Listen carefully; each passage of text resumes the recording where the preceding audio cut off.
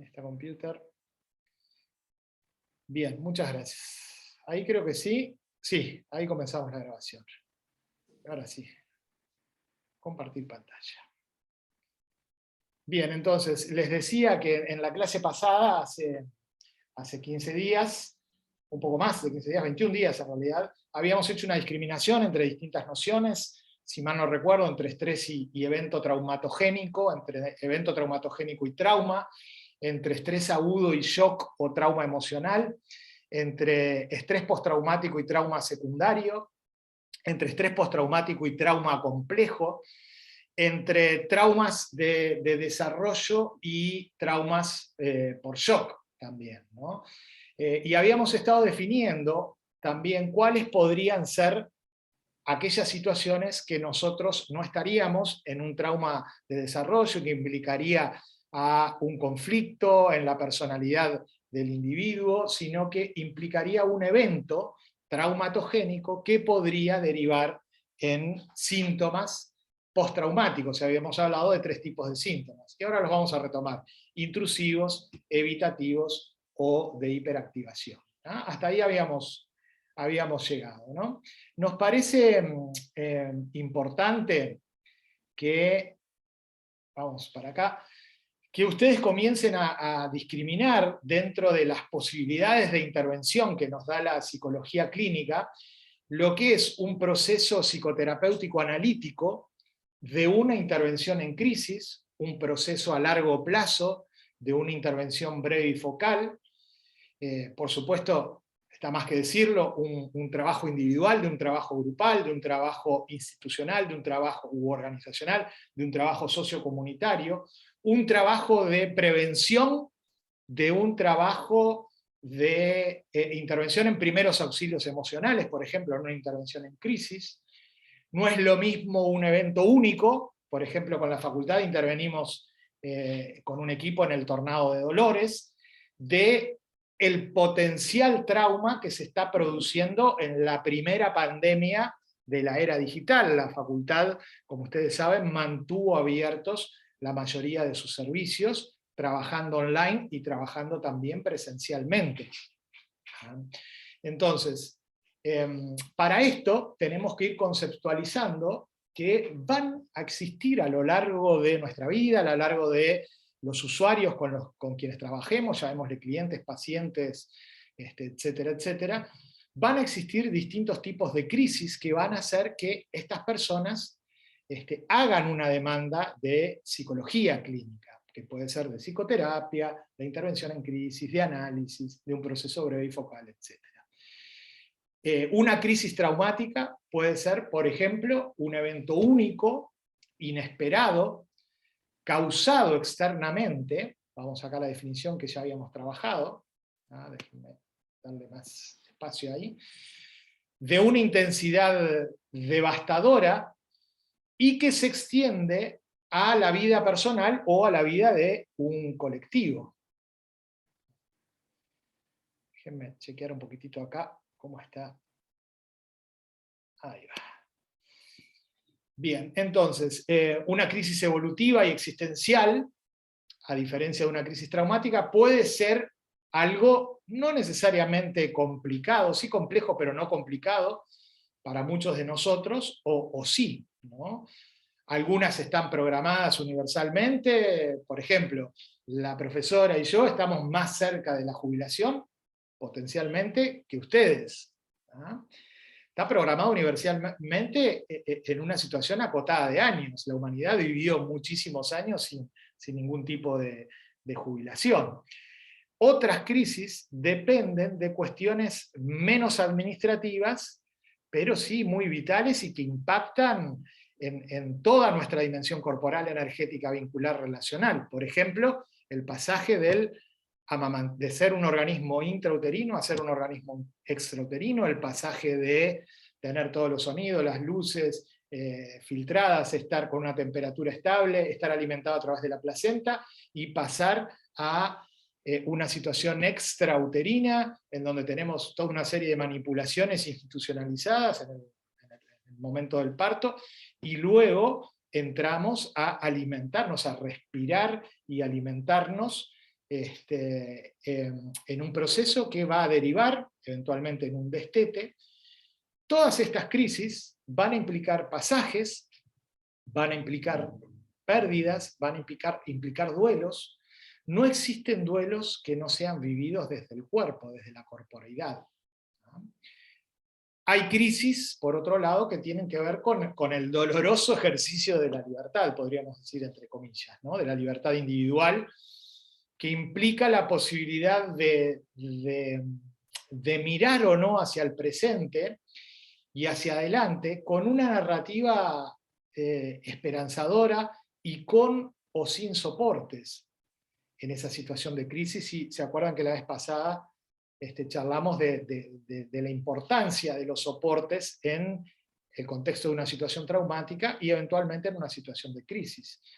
Realizo una intervención voluntaria en un embarazo, entre comillas no deseado, aborto o no aborto. Blanqueo o no blanqueo mi sexualidad en mi familia, me caso o no me caso, me voy del país o me quedo, si me voy a hacer un doctorado, me voy solo, sigo el viaje con mi pareja. No todas las situaciones de crisis generan estrés postraumático.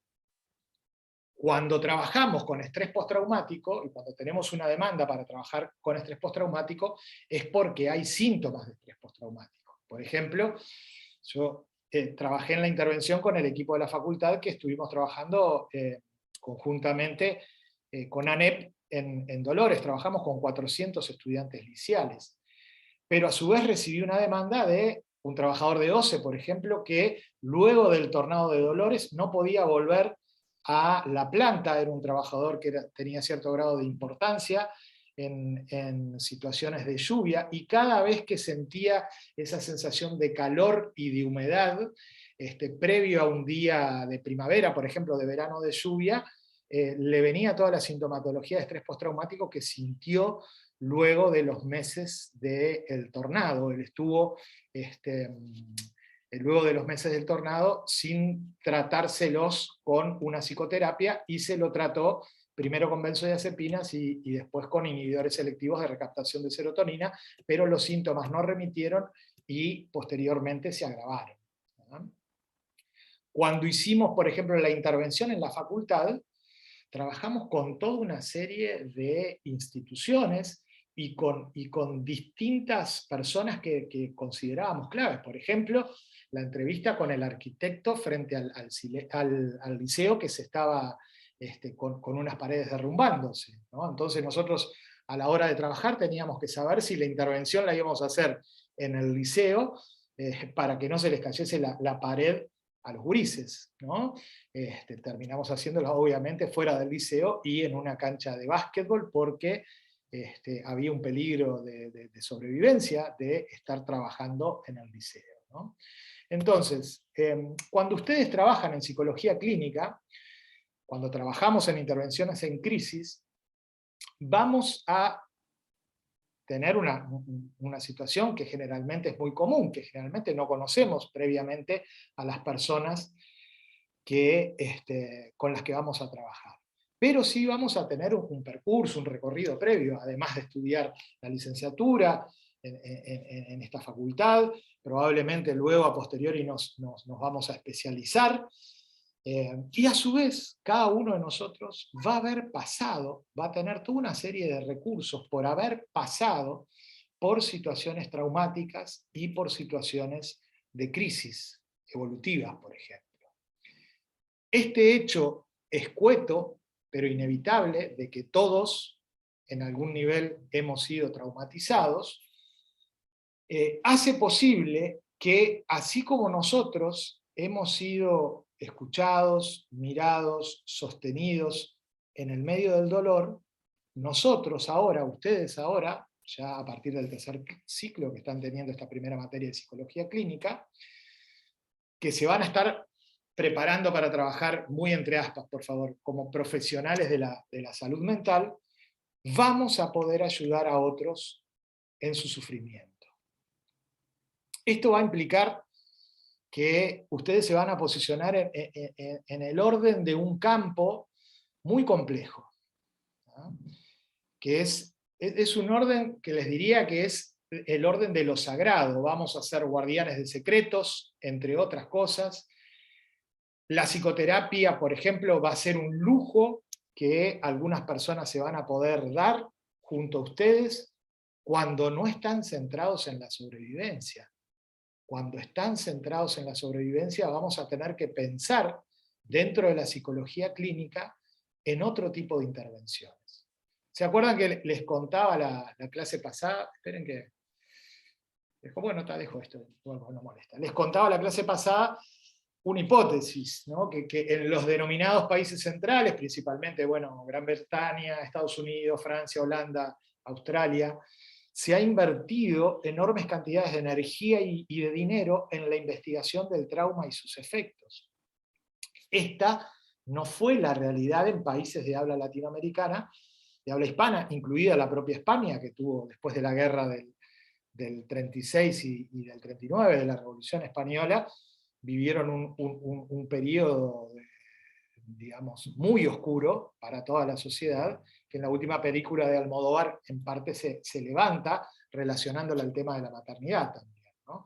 Y les decía la clase pasada que la explicación que podríamos darle a este hecho es que, que nosotros no produjimos conocimiento y estamos estudiando de autores de los países centrales, es que en los países centrales, en los países latinoamericanos, perdón, durante las peores décadas de las dictaduras cívico-militares, de 12 años en nuestro país, o incluso 14 años, si tomamos en cuenta todo el tema de la aplicación de medidas prontas de seguridad, del estado del sitio que se dio en nuestro país, la atención estuvo centrada más en la supervivencia que en el estudio de las situaciones vividas. Los psicoterapeutas europeos trabajaron con el drama y el trauma encarnado en los cuerpos de los exiliados que habían logrado escapar de las mazmorras de Argentina, de Guatemala, de Uruguay, de Perú, etcétera, etcétera. Y habíamos estado charlando sobre cuál había sido la dinámica específica en nuestro país, que no fue la detención y la desaparición forzada como en Argentina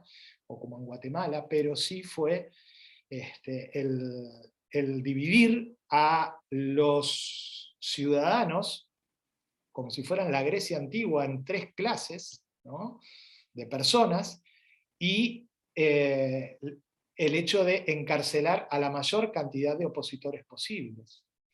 Pero ahí no se terminaba la represión, porque los cuerpos de los familiares funcionaban como cuerpos emisarios del dolor del torturado, ¿ah?, del dolor del vejado, del dolor del sometido, a toda la trama social. Por lo tanto, los familiares funcionaron a modo de cuerpos emisarios en una transmisión directamente inter y transgeneracional. Es decir, que cada persona traumatizada en una mazmorra del ejército probablemente afectaba entre 70 y 100 personas, con sus familiares, con sus amigos, con los profesionales intervinientes, abogados, psicólogos, etcétera, etcétera, y con la gente más cercana. Pero a su vez había una traumatización terciaria y cuaternaria a través de lo que era la exposición a los mass media de esos momentos, ¿no? Que estaba, digamos, condensado por lo que era la DINARC, ¿no? Entonces, reconstruyendo un poco genealógicamente las historias de los años más severos de la represión, entre 1971 y 1980, cuando vino Gisela Perrena acá por la Cruz Roja, que era una de las que estaba desarrollando algunas de las técnicas modernas de la psicotraumatología, pudimos comenzar a ver en los cuerpos de los sobrevivientes de la tortura que los síntomas que se describen primero en el DSM-3, luego en el DSM-4 y luego en el DSM-5, a través de la medicina tradicional y por la propia psicopatología como mecanismos de defensa patológicos, la disociación, la anestesia, aún la alucinación y el delirio, sirvieron en muchísimos casos a las víctimas del terrorismo de Estado como estrategia inconsciente para sobrevivir a situaciones de extrema adversidad, vulnerabilidad y violencia. Por lo tanto, a la hora de las intervenciones clínicas, es muy importante en estos casos introducir la dimensión social, la dimensión sociohistórica, la dimensión política, porque es relevante. Si no lo hiciéramos, corremos un grave riesgo, que tiene que estar en el primer axioma clínico de las intervenciones en psicología clínica. No retraumatizar, cuando estamos trabajando con trauma. El primer axioma clínico es no retraumatizar. No retraumatizar, por ejemplo, a las víctimas del terrorismo de Estado, sobrecodificándolas con categorías psicopatológicas. ¿No? En las condiciones políticas de extrema adversidad, los mecanismos utilizados, aún el delirio, les decía, probablemente fueron para muchos prisioneros de esas mazmorras la única estrategia posible de sobrevivencia que pudieron utilizar como resistencia a un poder despótico y dictatorial, ¿no? Déjenme bajar un poquitito, dejar de compartir pantalla, porque veo que está el chat ahí activo.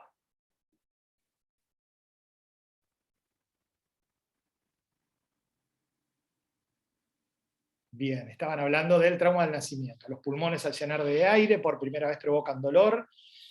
Y ahí Valentina comenta que hizo un tratamiento de estrés postraumático con terapia EMDR. EMDR es un acrónimo, Eye Movement Desensitization and Reprocessing, de sensibilización y tratamiento a través de los movimientos oculares o a través de la estimulación bilateral, que combina estimulación bilateral con sonidos, con tappings y con movimientos oculares. Y dice que ahora entiende mucho más después de haber cursado neurobiología. En la próxima clase vamos a presentar esta sopa de letras que están pululando, MDR, TFT, Subfield Therapy, terapia de campo del pensamiento, EFT, Emotional Freedom Techniques, terapias de liberación emocional, TIR, Traumatic Incident Reduction, reducción de incidentes traumáticos, TRE, Traumatic Release Exercises, ejercicios para la liberación del estrés y del trauma. Hay toda una sopa de letras a nivel de psicotraumatología que se empezaron a desarrollar a principios de los años 90, les voy a hablar de todas esas investigaciones. Adelante, María, por favor. María, Sebastián y Valentina. Buenas. No, en realidad estaba recordando que tuve un grupo el año pasado, en el primer semestre, donde tuvimos que hacer una entrevista y hablamos con una psicóloga que trabajaba con esta técnica y nos decía algo así como que era un CTI afectivo, digamos, como de primer auxilio. Creo que se habló algo de eso también. Y nada, lo del nacimiento, lo del trauma que lo puse ahí me pareció como re interesante, porque hasta eso, como que el cuerpo siente dolor, incluso el no sentir dolor y no generar un llanto sería como una alarma de que algo no está funcionando bien. Y nada, es como interesante, sí. Totalmente, sí. Después vamos a hablar de estos acrónimos. Muchas gracias, María. Sí, adelante, Seba. No, una pregunta. El trabajo de Moffat, tuve un seminario acá que él dio, pero en el libro Terapia de Crisis creo que lo describe, que hizo por ejemplo, con la discoteca aquella que se incendió. Con Cromañón. Cromañón, que además el trabajo es emergencia, es decir, que lo hizo ahí en el momento, en el lugar de los hechos. Se escribe más o menos dentro de lo que estás describiendo.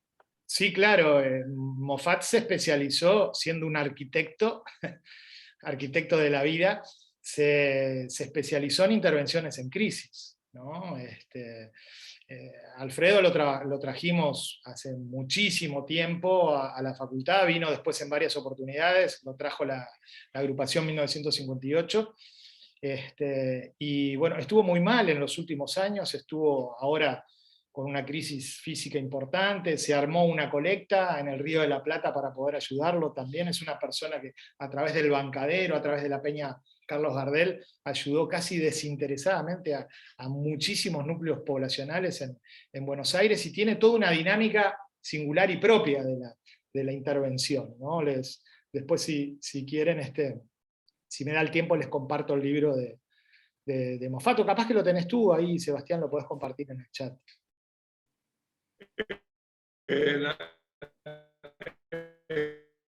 Ahora lo busco. Bien, muchas gracias, Seba. No se te está escuchando bien. Valentina, adelante. Hay un debate sobre Acá estoy. oxigenación y acidosis respiratoria en el trauma y en el nacimiento, ¿no? Yo iba a preguntar el concepto de psicosomático, porque es como una idea que, bueno, que uno más o menos la sabe, ¿no? Pero hablo desde mi experiencia, y fui yo la que escribí que hice terapia MDR. Ah, bien, Valentina, Sí, perdón, pensé que había sido María. no, fui yo. Bien, disculpame. Y bueno, yo hice mi terapia por un evento que me sucedió, y a partir de ahí yo generé ciertos síntomas, en realidad de una enfermedad de la cual fui operada. ¿Que fuiste operada Sí, previamente no, a la sintomatología o a posteriori? a posteriori de la sintomatología. Pero la enfermedad se manifestó en el cuerpo, o sea, estoy hablando de la endometriosis. Claro. Yo Sí. perdí un embarazo, y a partir de esa operación, que me traumó mucho, y bueno, y hice la terapia, me sale la endometriosis. Entonces La operación fue un legrado. no, me quitaron una trompa. Bien. Entonces, mi pregunta es, o sea, porque esto también uno hace esta carrera para autoconocerse, ¿no? Entonces digo, ¿hasta qué punto es algo psicosomático? ¿Hasta qué punto es algo enteramente fisiológico? ¿Hasta dónde llega el límite del cuerpo, lo biológico con la mente? ¿Está todo relacionado? ¿No lo está? No sé cómo manejan el concepto de psicosomático. Básicamente va por ahí la pregunta. Sí, perfecto. Bien. Podemos dejarla, es una pregunta interesantísima, pero ahora estaba discriminando una situación de crisis, de trauma. Yo creo que ahí se puede haber en lo que tú planteabas, no te quiero exponer ni nada por el estilo, pero puede haber una superposición entre lo que es una crisis puntual, traumatogénica, que puede devenir traumática, y un síntoma, y ahí englobaríamos todo, porque la idea sería pensar sobre el final de la clase la relación en trauma y síntoma, y después derivar en síndromes de pánico, por ejemplo, ¿no? Bien, entonces, si te parece bien, Valentina, la dejamos para los últimos 15 minutos, esa pregunta, ¿te parece? Dale, obvio, gracias. Sí, no, gracias a ti, por favor. Bien, entonces, de todas formas vamos a comenzar a hacer una relación. Cuando hablamos psicosomático, muchas veces hay muchísimas escuelas, la escuela francesa, la escuela inglesa, la escuela latinoamericana de psicosomática. Un poco cómo se posicionan en la cancha la psicosomática es que detrás de un síntoma somático hay una causa psicológica. En psicoterapia corporal no necesariamente adscribimos en un 100% en este sentido, sino que se piensa a partir de un concepto de identidad funcional, y más con todos los avances de la neurofisiología, se está pensando mucho en todo lo que tiene que ver con la concepción de elaboración, metabolización, cometabolización de los traumas, ¿no? La posibilidad de cometabolizar con un otro, con un ecosistema, con una red de soportes. Pero lo que sí es evidente es que el trauma generalmente surge al estar amenazados en nuestro territorio existencial, en algo significativo, singularmente hablando, de nuestro territorio existencial. A veces crónicamente amenazados, generando un impacto neurovegetativo, que eso era lo que habíamos charlado la vez pasada. Ahora vamos a ir con las diapos para eso, ¿no? Generando en nuestro organismo respuestas de alarma, de lucha o de huida, o de disociación o de colapso, como dos estrategias distintas, unas simpaticotónicas y otras que ahora, a través de Stephen Porges, que fue el médico más premiado de la Academia de Ciencias de los Estados Unidos en los últimos años, de estados, como él le llama, vagodorsales en la teoría polivagal. cada uno de nuestros problemas traumatogénicos comienza con una situación de peligro en donde yo siento mi existencia o una parte de mi territorio existencial, la posibilidad de ser madre, la fecundidad, mis relaciones de pareja, etcétera, etcétera, amenazado o en peligro.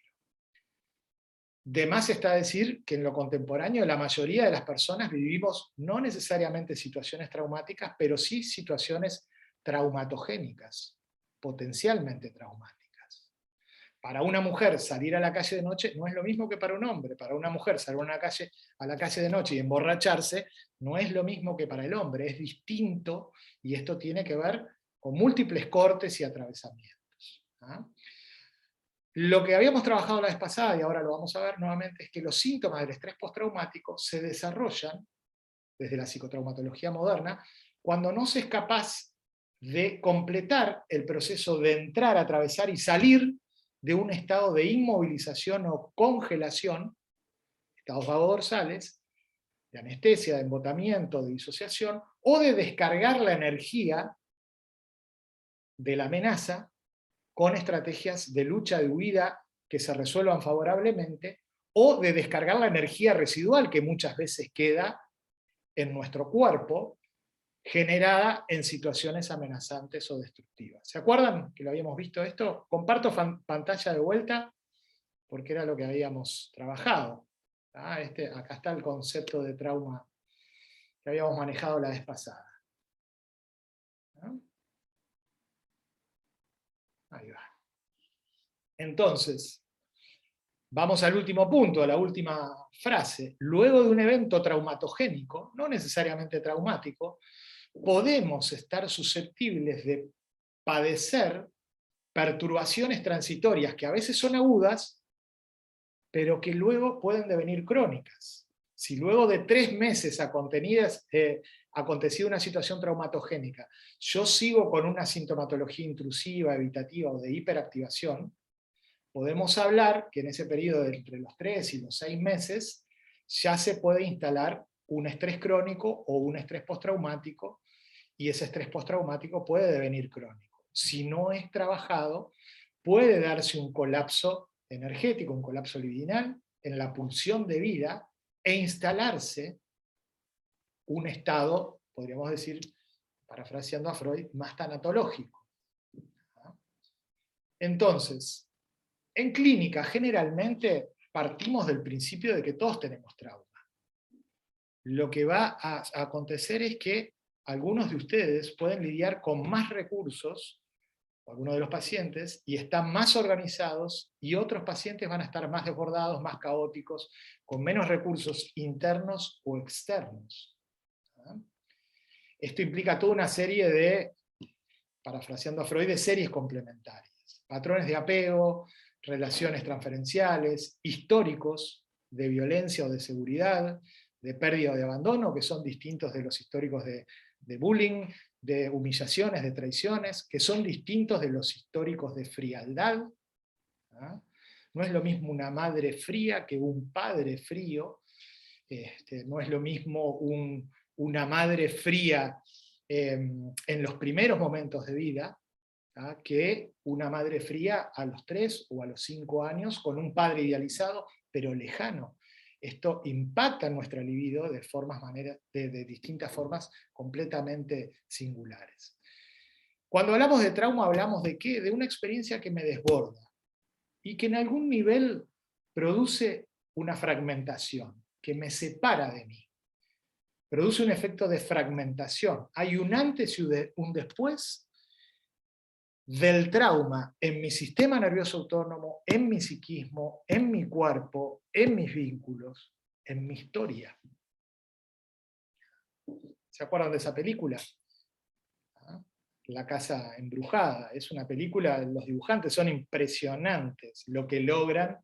Es una película que marca el ejemplo de lo disruptivo en la vida de un grupo de niños, ¿no?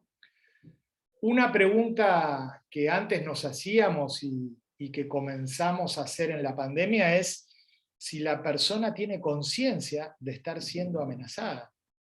si está conectado con el hecho de haber sido amenazado, si siente una amenaza, y si siente que ese estado de alerta se puede haber instalado en su cuerpo, en su sistema nervioso autónomo, generando una condición de alarma o de arousal, ¿no?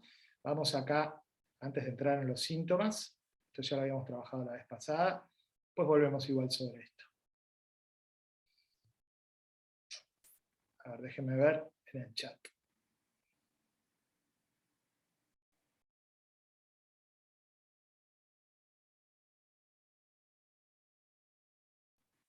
Ah, bien.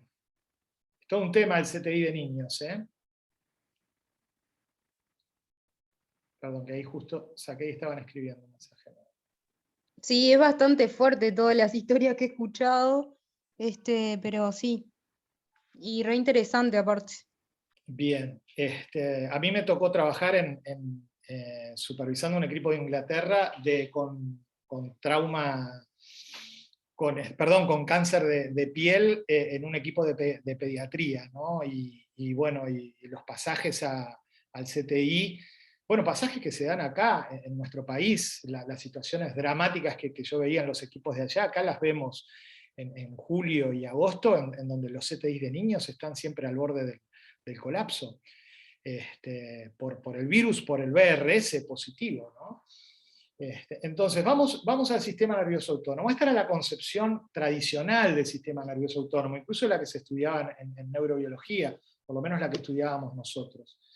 En esta concepción tradicional, acá ven una respuesta de cómo un evento traumatogénico impacta en nuestro sistema nervioso autónomo, en donde nosotros podemos pensar o creer que la primera respuesta que activamos es la de luchar o huir de esa situación que puede amenazar nuestra vida, por ejemplo un asalto, activando la rama simpática con todo este serie de movimientos. Y si tenemos éxito, ya sea desarmando al ladrón o escapando del motochorro, de ya los ladrones con cuello blanco es más difícil escapar, ahí a posteriori, con el tiempo, no la primera noche, la segunda noche, pero con el correr de los días, podríamos activar la rama simpática parasimpática de relajación.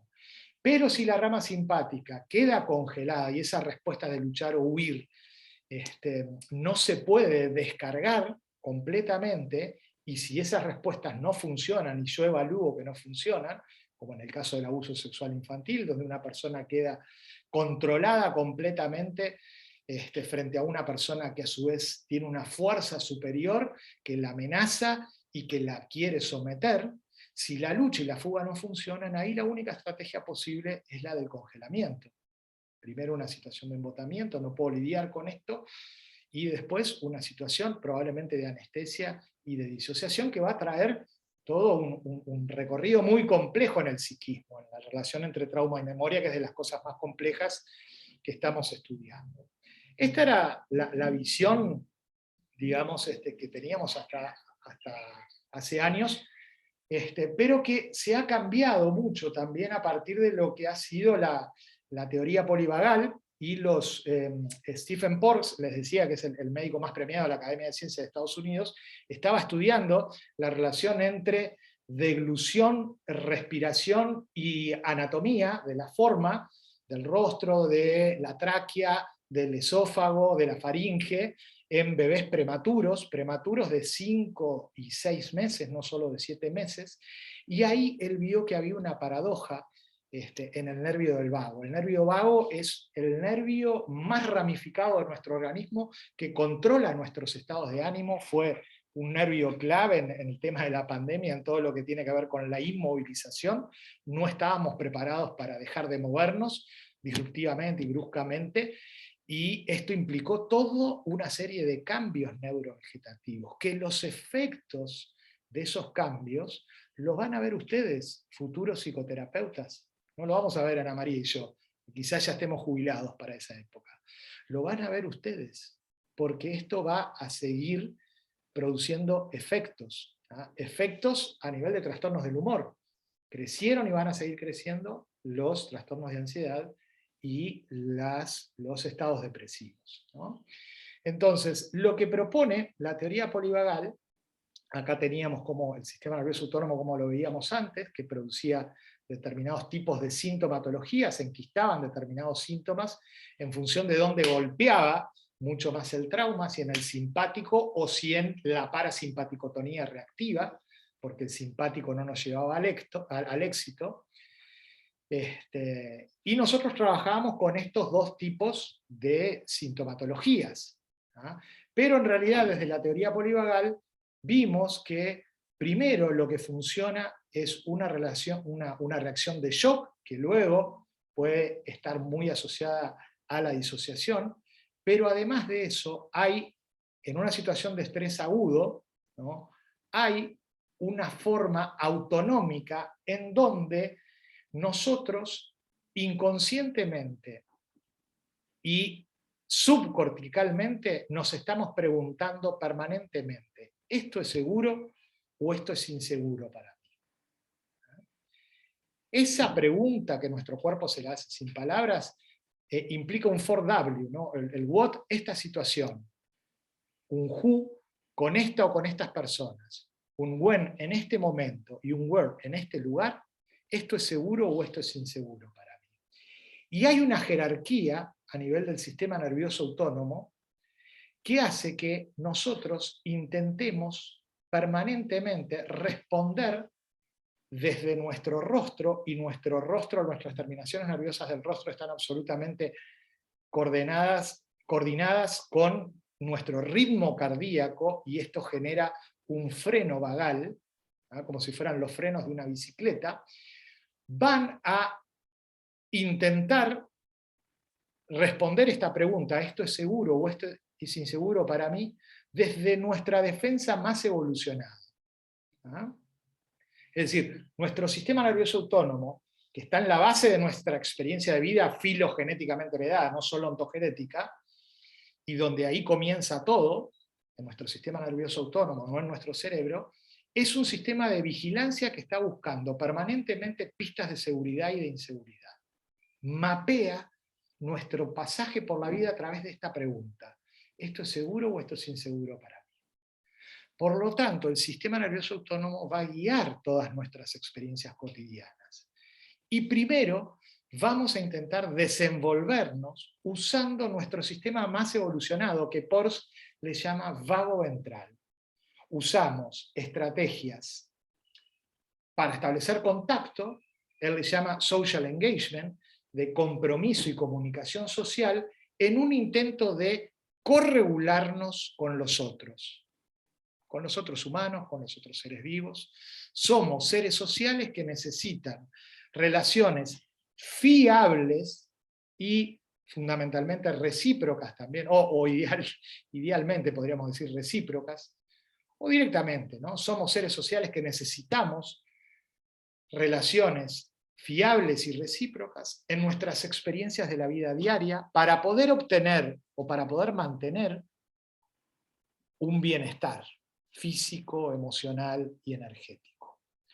Cuando no conseguimos usar la conexión y la comunicación social para asociarnos con otros, o para evitar una situación de peligro, decirle al ladrón: mirá, soy un laburante, recién salgo de laburar, mirá, esta tarjeta de crédito no te van a servir para nada, es solo para anunciarla, tomá toda la plata que tengo, llevate toda la plata, pero por favor déjame los documentos.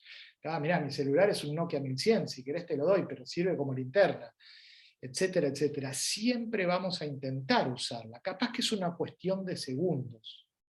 Esto el bebé lo usa durante mucho tiempo sin palabras, busca el contacto con la madre a través de la acomodación y convergencia, en ese pasaje del objeto parcial al objeto total, del pecho al rostro de la madre, pasando por el olor, por la respiración, por el foco en el alvéolo de los pezones, para poder tener el apuntalamiento anaclítico de la pulsión de vida entre el acto de mamar, de chupar, en donde vamos a recibir el primer contacto, ya voy, y las primeras vivencias de gratificación o de frustración entre el rostro, la boca, y que está impactando en todo nuestro sistema nervioso autónomo.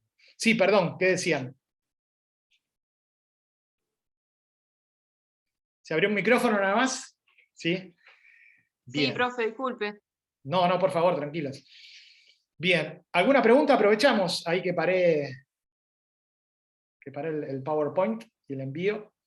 Bien, entonces, esto que René Spitz decía, que es ese pasaje entre la acomodación y convergencia como uno de los primeros organizadores del psiquismo, el focalizarnos en un punto para converger en otro, es lo que nos va a dar las posibilidades de discriminación después. Va a ser clave en el futuro ejercicio clínico de la psicoterapia. Esto es mío, esto no es mío, y es un ejercicio que estructura nuestro psiquismo. Tan importante como la adquisición del no en gesto y palabra, que está en la etiología de nuestro deseo también. ¿Ah? Tan importante como la respuesta sonriente, por ejemplo.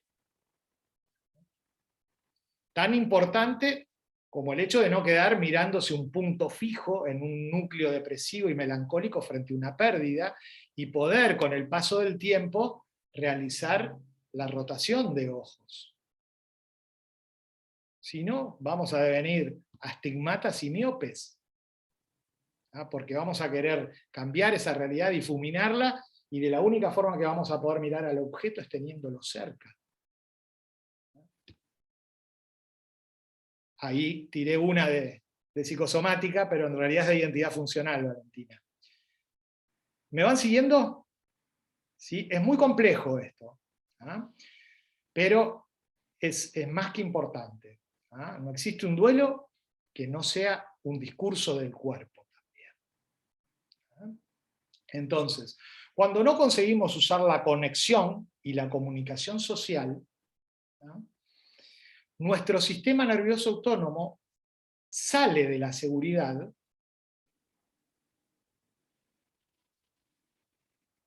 del estado vago ventral y se involucra en las respuestas del sistema nervioso autónomo simpático. El estado simpaticotónico aporta estrategias de confrontación, de lucha o de evitación, de huida, en un intento por solucionar el peligro y regresar ¿a dónde? A la seguridad de la regulación vagoventral, que la vamos a sentir entre el corazón y el rostro, en mi cuerpo, en el cuerpo del otro y en el entremedio.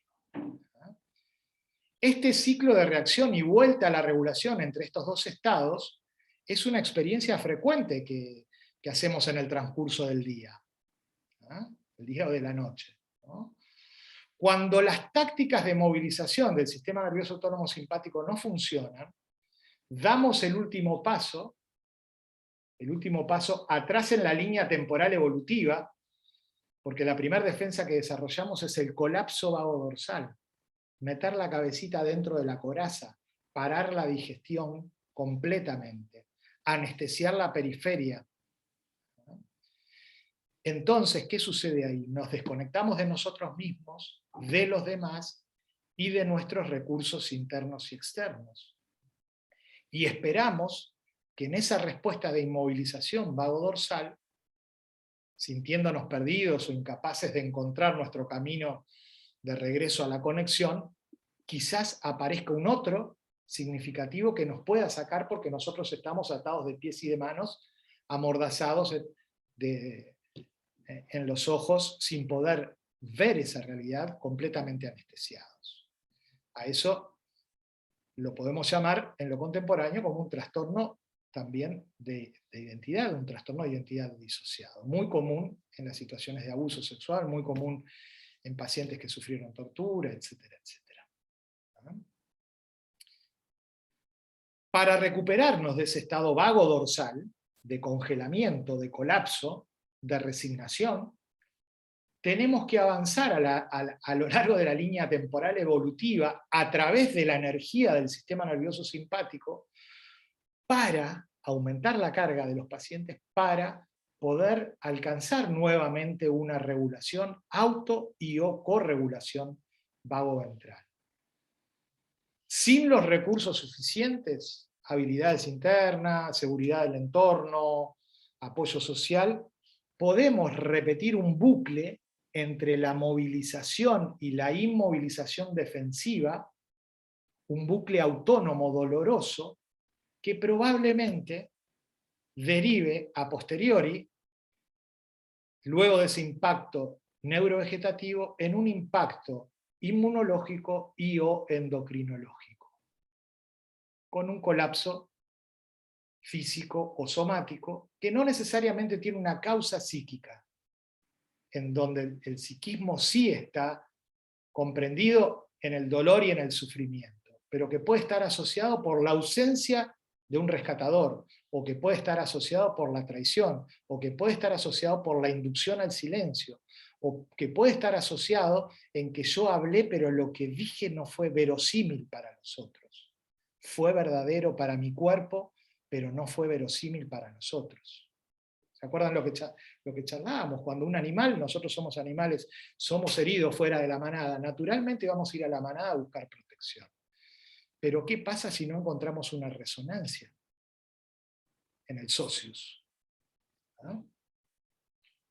Quizás la única estrategia que nos quede es salir a gritar y a romper todo. Y no estoy hablando de los Shakers. Estoy hablando de afrodescendientes, estoy hablando de mujeres, estoy hablando, etcétera, etcétera, etcétera. ¿No? Bien, entonces, el anhelo de alcanzar un estado vago ventral,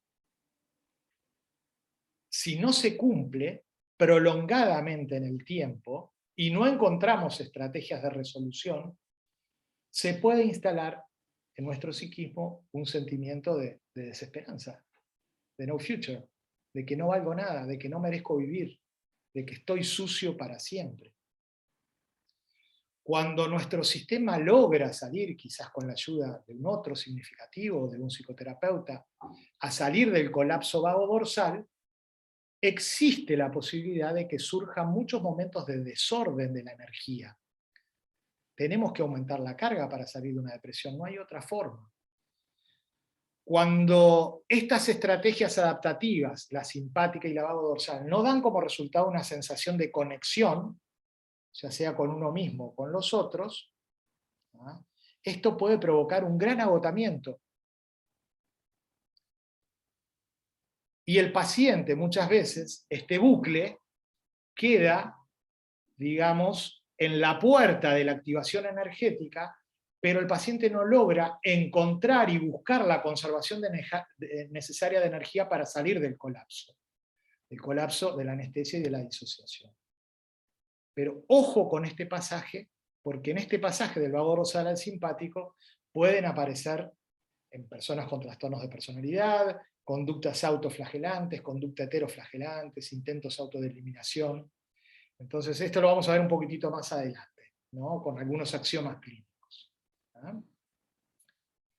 Lo que sí quiero plantearles es que estos patrones autónomos, el vago ventral es el deseo de estar conectado, social, afectivamente, en relaciones fiables y recíprocas, es un patrón de conexión, y el patrón del estado simpático y vago dorsal es un patrón defensivo. Nosotros tenemos los tres. Pensémoslos como una lógica jerárquica. Cuanto más tiempo estemos acá arriba, más tiempo vamos a, digamos, gozar de bienestar en nuestra vida, en nuestras relaciones. Relaciones fiables, recíprocas, amorosas, tiernas, cuidadosas. Qué lindo sería vivir en una sociedad del afecto, ¿no? Cuando nosotros, las circunstancias vitales, nos obligan a ir a una lucha por la sobrevivencia, nuestro cuerpo va a optar por estrategias defensivas, en donde nos vamos a mover del estado de conexión hacia el estado simpático, y si este no funciona, al estado vago dorsal. Es una lógica jerárquica, ¿no? Los patrones autónomos se construyen con el tiempo. Nuestro sistema nervioso autónomo se configura a través de múltiples experiencias, en 4 ecosistemas, ¿no? El intrauterino, la constelación maternal, la familia, las redes socioinstitucionales comunitarias. Son 4 ecosistemas que van funcionando en una relación de figura-forma a lo largo de nuestro desarrollo evolutivo. Adelante, que levantaron la mano. Valentina. No me queda claro ¿cuál sería el estado vago dorsal? O sea, ¿cómo se manifiesta en la persona? Bien. ¿Cómo tú te das cuenta que está en ese estado? en ese estado puede ser que la persona en el consultorio necesita estar alejada de ti, no puede hacer contacto ocular, baja los ojos, mira para un cuadro o para ti y le parece absolutamente amenazante, respira en forma absolutamente superficial y en su narrativa te habla de un no puedo. A diferencia de una persona que necesita estar con la ventana abierta o con la puerta abierta del consultorio, que respira, quizás superficialmente también, pero muy rápidamente, más de 15 inspiraciones por minuto, que te dice, ay, mira, venía en el ómnibus y se me salía el corazón por la boca, a diferencia del otro que te decía, no me podía levantar de la cama, no tenía ganas de venir, no quería venir, siento de que venir no me va a servir para nada. A diferencia de esa persona, de la otra, que puede estar en un estado de hiperactivación y de alerta, ¿no? Entonces sería conexión arriba, alerta en la segunda, colapso en la tercera. Si yo estoy mucho tiempo colapsado, voy a tener una mayor predisposición a un estado depresivo. Si yo estoy mucho tiempo en alerta, voy a tener una mayor predisposición a un trastorno de ansiedad. Si yo estoy más tiempo conectado, a nivel del social engagement, de la conexión social, familiar, laboral, etc., y tengo relaciones fiables y recíprocas, seguras, ¿tá?, para mí, para mi organismo, para quienes me rodean, ¿tá?, ahí voy a tener la posibilidad de alimentarme no vorazmente, de dormir mejor, de tener la capacidad de moverme y tener intimidad desde una sensación de seguridad. Si estoy en la modalidad defensiva, se corre el peligro de que si no lo resuelvo y esto se cronifique, todos los caminos conduzcan al trauma. ¿Se entiende? Bien, gracias, sí, sí. Bien, no a ti por la pregunta o el comentario. Bien. Déjenme leer un poco lo que puso María. Esta energía que se nombra sería físico-biológica, es materia en el cuerpo. Entiendo que estamos tocando temas biológicos también, por eso pregunto. Otra duda que me surge a partir de esto, la energía que se nombra en la economía libidinal, que se mueve en lo intrapsíquico, ¿es metafórica? ¿Tiene sustrato físico? ¿Son dos tipos de energías diferentes? ¿O sería lo mismo? Bien, es la pregunta rompe congresos que estás haciendo, María, en un congreso de psicoanálisis, en un congreso de psicología corporal. Esta es la pregunta rompe congresos, ¿no? Tendríamos que dedicarnos... Excelente, entonces. ¿Cómo? Excelente, digo. Sí, totalmente. Vamos a pensar en que la energía puede estar ligada o que puede circular libremente. Que la energía puede estar ligada en distintas zonas, ¿ah? Quizás no es tan jodido que se ligue en una tensión muscular, porque yo tengo un impulso tengo una situación de frustración, y con mi boca yo tengo dos impulsos primarios, chupar y disfrutar de lo que estoy chupando, o morder. ¿Ah? Y frente a una frustración, quizás probablemente quiera morder, pero no lo puedo hacer ahora porque ya no soy un niño. ¿Ah? Entonces, ¿qué hago? Voy a psicoterapia. ¿Por qué? Si no, mis amigos van a quedar afuera del mundial. Y después de la psicoterapia, ¿yo qué hago? ¿Ah? Me rompo la camiseta. Luis Suárez lo contó en una entrevista, después que hizo psicoterapia, que el club le ordenó, que el contratista y que el club, Barcelona, cuando recién llegó a Barcelona a hacer psicoterapia, una psicoterapia focal hizo, ¿no?, logró contener ese impulso primario que lo venía teniendo desde hace tiempo. No sabemos si en ese proceso psicoterapéutico, intuyo que no trabajó el qué le tocó, pero todos sabemos qué le tocó por lo que él relata. Nadie le iba a sacar la posibilidad de haber saciado ese dolor físico y fisiológico que él tuvo, de haber sentido hambre y de haber visto a sus hermanos sufrir con hambre. la seguridad para él, ¿qué era? El plato de comida. Y el rival le podía, metafóricamente, metonímicamente, sacar ese plato de comida, por eso lo mordía. ¿Se entiende lo que les digo? ¿Sí? Busquen en los primeros Sí. partidos de Barcelona cuando Luis se rompe la camiseta, cuando erra un gol y teniendo una persona al lado de él, no me acuerdo quién era, hace el impulso así, sale de la cancha y rompe la camiseta. Ahí vemos una intervención positiva en su proceso. Y fíjense qué profundo, cómo hay todo un apuntalamiento anaclítico en términos pulsionales, entre Eros y Tánatos también, ¿no? Y es una persona resiliente, Luis. ¿Les quedan dudas de que es una persona resiliente? Definan resiliencia.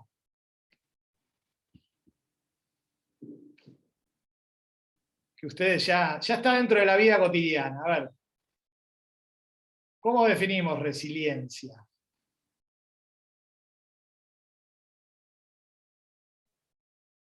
Es como la capacidad de,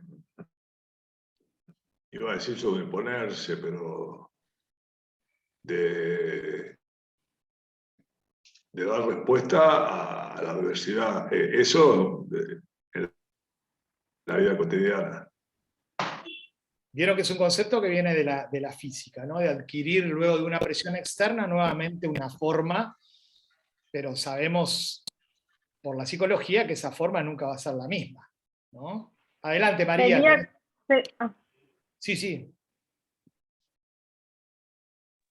Dale, Silvia. No, cortito, que para mí sería como resignificar lo vivido y transformarlo en un impulso de vida. Bien, ahí tenemos la posibilidad de ligar energía en un órgano y que se lastime, o en la musculatura del bruxismo, y del bruxismo deriva, como están poniendo ustedes, en un proceso inflamatorio a nivel cervical, que eso produzca un efecto carótido, una cariotidiasis, y que eso termine generando un proceso inflamatorio interno, y bla, bla, bla, cha, cha, cha. En ese pliegue entre el adentro y el afuera, que es tan complejo, cada uno de nosotros responde singularmente. Profe, ¿quería decir algo? Profe, que la vi hacer un gestito con la mano. Ah, bien, bien, bien. Bien, entonces, el bruxismo es un mal de la época y nos impide, tras cartón, perdón que no les hable académicamente con la conexión, tras cartón que dormimos menos, que narcisísticamente creemos que podemos sustentar el ritmo de lo cotidiano al otro día durmiendo 4 horas menos de lo que la evolución nos marcó en cientos y cientos de años que debíamos dormir para estar auto y corregulados, apretamos los dientes, porque no podemos apagar la tecla del stop. Y nos acostamos con un exceso de simpaticotonía. ¿Dónde? Somos pequeños hámsters. ¿Ah? Tengo que. El colapso es no puedo. El simpático es tengo que. Adelante, María. Sí, me hizo recordar como esto del pensamiento rumiante, ¿no? Esto de no Claro. poder parar. Sí.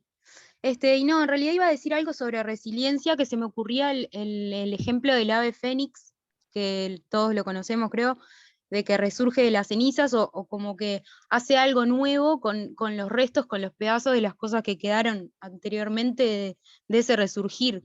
Y se me ocurre esto de la adaptación, ¿no? Ante la adversidad, como utilizar los recursos que tenemos para adaptarnos a esa nueva situación. Creo que tiene que ver con eso un poco. Bien. En psicoanálisis hay una discusión bastante interesante. A un didacta psicoanalítico no le gusta para nada el concepto de resiliencia y lo ha criticado en las revistas de psicoanálisis de la Asociación Psicoanalítica del Uruguay.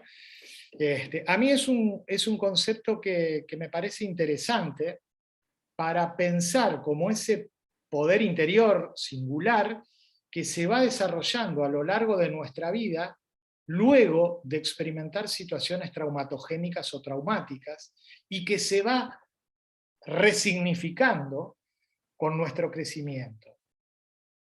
Es decir, es la posibilidad de aprender de las experiencias traumáticas, de los traumas existenciales, generando un paso más allá de la sobrevivencia. Implica ese plus, generar un paso más allá de la sobrevivencia. Con o sin apoyo terapéutico se puede aprender de los eventos traumáticos.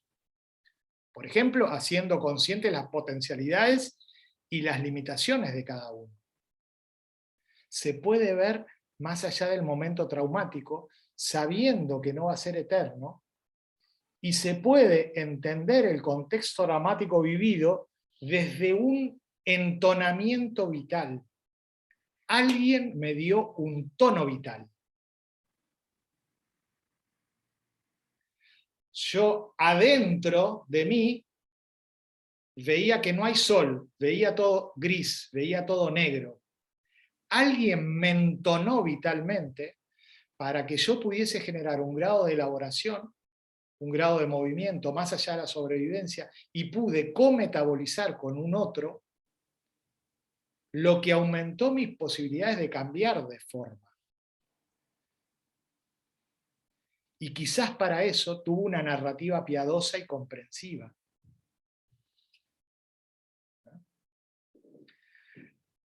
Un poco parafraseando lo que vivimos en la pandemia, la resiliencia es, estuvimos obligados a vivir en burbujas.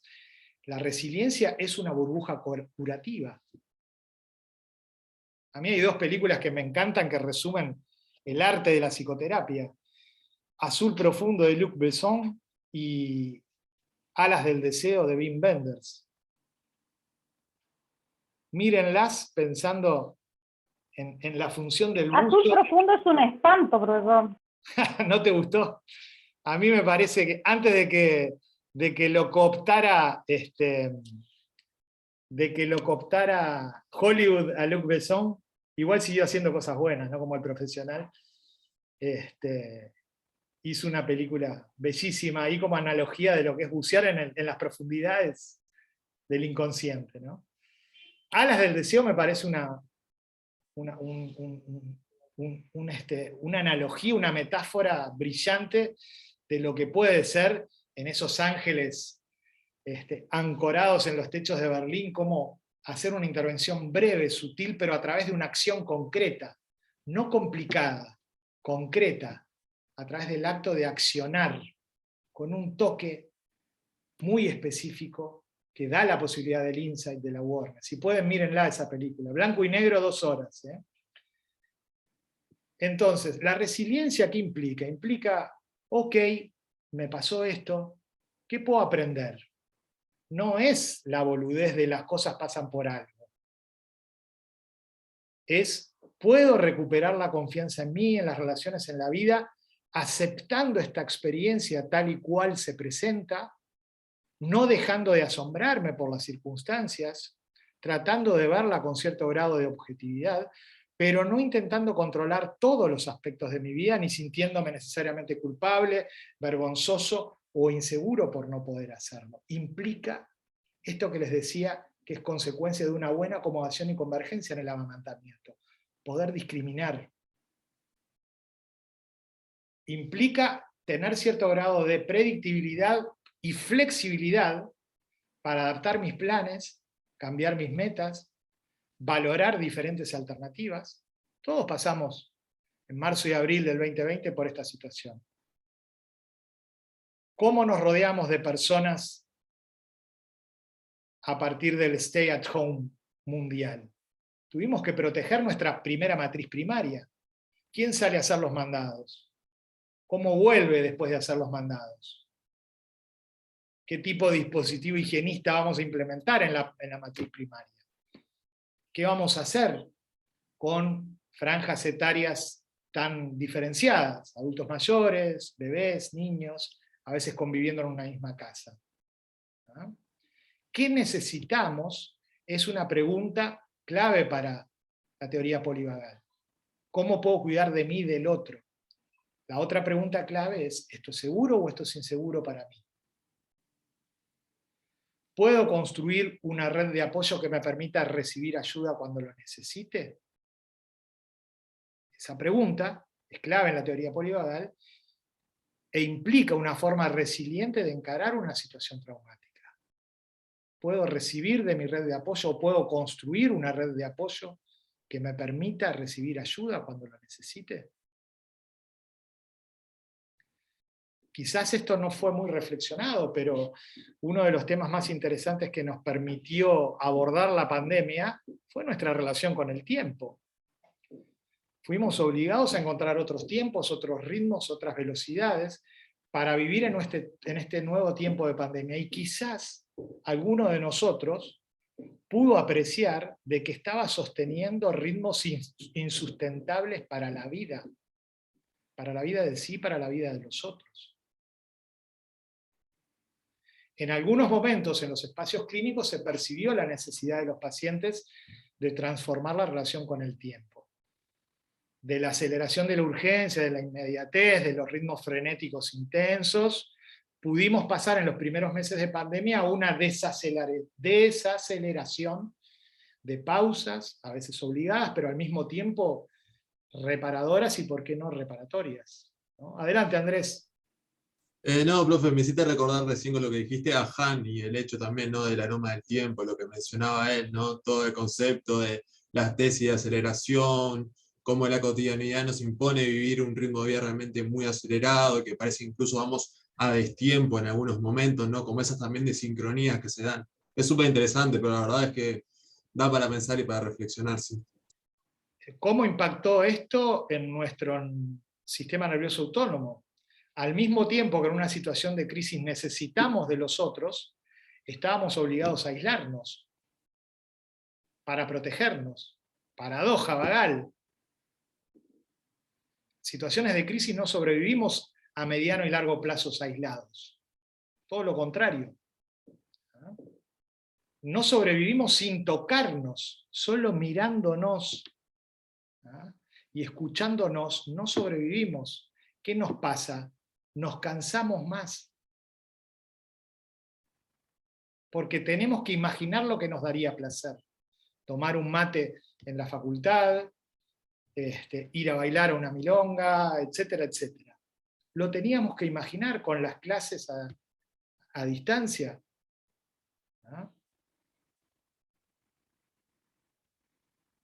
Entonces, quizás una de las mayores enseñanzas que tuvimos fue cómo hacer consciente la posibilidad y la necesidad de abandonar lo que ya era insustentable para nuestra vida. ¿Lo hicimos? ¿Lo haremos? ¿Lo vamos a hacer? ¿O vamos a volver frenéticamente a una superposición híbrida de estímulos cada vez menos placenteros y cada vez más demandantes? Próximo semestre. Adelante, Lourdes y María. Hola, no, yo quería, ahora me estaba acordando de algo que me di cuenta en la pandemia, ¿Sí? y relacionado con el tema de estar siempre en alerta. Yo tengo trastorno de ansiedad generalizada. Ahora lo tengo igual medio ahí tratado, ¿no? Pero el hecho de estar siempre en alerta, de estar siempre pensando que algo puede pasar, en fin, en alerta permanente. Y en la pandemia era como que todo el mundo se volvió en un estado de alerta, y los demás estaban como, bueno, como en eso, pero en un estado en el que yo ya conocía, y para mí no era nada nuevo. Yo veía como personas, bueno, claramente, ¿no? Todo lo que generó, y las personas que tenemos ansiedad y que vivimos así prácticamente siempre, era como, botas, otra cosa más. Nos adaptamos a la situación, pero nada, ahora hablando de la pandemia me acordé de eso, de uno como se adapta en cierta forma a vivir en ese estado que claramente no está bueno, ni es para nada sano, pero como en la pandemia justamente fue, bueno, esto ya lo conozco, ya sé lo que se siente, y entender también al resto de las personas que tuvieron que ponerse en ese estado de alerta por la situación. En los primeros días y eventualmente en las primeras semanas de pandemia, ¿no? Lo mismo que te pasó a ti, le pasó a los depresivos, ¿ah? Y le pasó a los pacientes con trazos de carácter esquizotípicos. Un paciente con un trazo de carácter esquizotípico me decía, Luis, ¿podés creer que me preparé toda la vida para vivir esto? Todos están viviendo lo que yo viví toda la vida, todos están conectados a través de la computadora, nadie sale de la casa y todos están mirando a la vida desde adentro del vidrio, ¿ah? Pero ese vidrio, en el caso de los estados depresivos, por ejemplo, se empezó a empañarse, ¿no? Una cosa es no bañarte el primer día. En cualquier situación de crisis, somos todos unos desgreñados, estamos sucios, pero a medida que vamos saliendo de una situación de crisis, ¿ah? Nos sacamos las pantuflas y el pijama y volvemos o intentamos volver a la conexión. Es decir, de estar aislados, buscamos a seguir estar conectados y eventualmente protegidos, de estar confinados, podemos salir a trabajar cuidando de mí, pero también cuidando de los otros, los enfermeros, los psicólogos, los médicos. De una situación que vivíamos como trágica, la empezamos a poder ver como una posibilidad de cambio y de transmutación o de mutación, una posibilidad para reinventarnos. Muchas personas estuvieron obligados a reinventarse y pudieron salir de un estado crónico de miedo a un estado de mayor confianza en la medida que pudieron reconstruir matrices primarias, ¿no? Del consumo voraz, quizás pudimos pasar, por lo menos en el primer año, a un consumo mucho más sensato y ecológico, ¿no? Y de un sufrimiento generalizado que vivimos al principio, ya con las ollas populares mediantes y con otro tipo de estrategias, tuvimos un redescubrimiento de la solidaridad. La solidaridad es la ternura de los pueblos también, ¿no? Si el Estado no está a la altura hay que pasarlo por arriba, ¿no? Y en ese sentido es muy importante también el pensar en cómo accionar en situaciones de crisis, cómo no quedar congelado, porque el congelamiento nos lleva a un estado vagodorsal también, entre el simpático tónico y el vago dorsal, es cómo ir hacia arriba, al social engagement. Adelante, María. Sí, yo me quedé un poco colgada pensando en lo que veníamos hablando anterior a esta pregunta, que era sobre el dolor. No sé, como que me puse a pensar en, por ejemplo, en Freud y en Lacan, las concepciones que ellos tienen. Por ejemplo, en Freud, yo esto lo entiendo muy superficialmente, por eso lo estoy trayendo, capaz que se puede como profundizar un poquito, y si realmente está relacionado. Por ejemplo, en Freud el dolor, digamos, se rige por el principio del placer-displacer.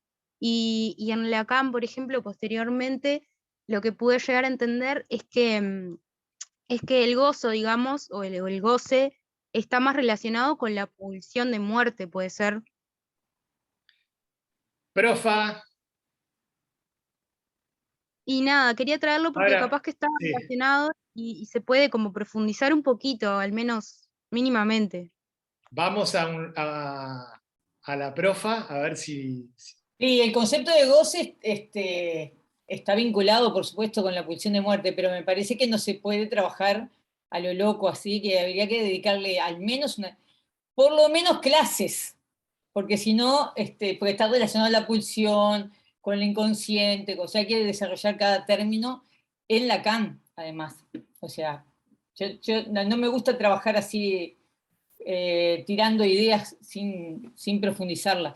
Pero si te interesa, hay varios docentes que pueden estar enseñando algún concepto como ese u otro en alguna UCO. Está el libro, ¿no, profa? Hay un libro que se llama Goce, exactamente. Y además sobre la pregunta específica del dolor, el libro que tú compilaste. Política del dolor, claro. Tenés razón.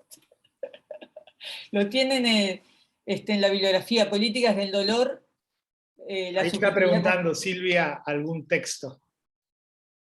Que trabajamos con Ana Unía hace unos años, sí.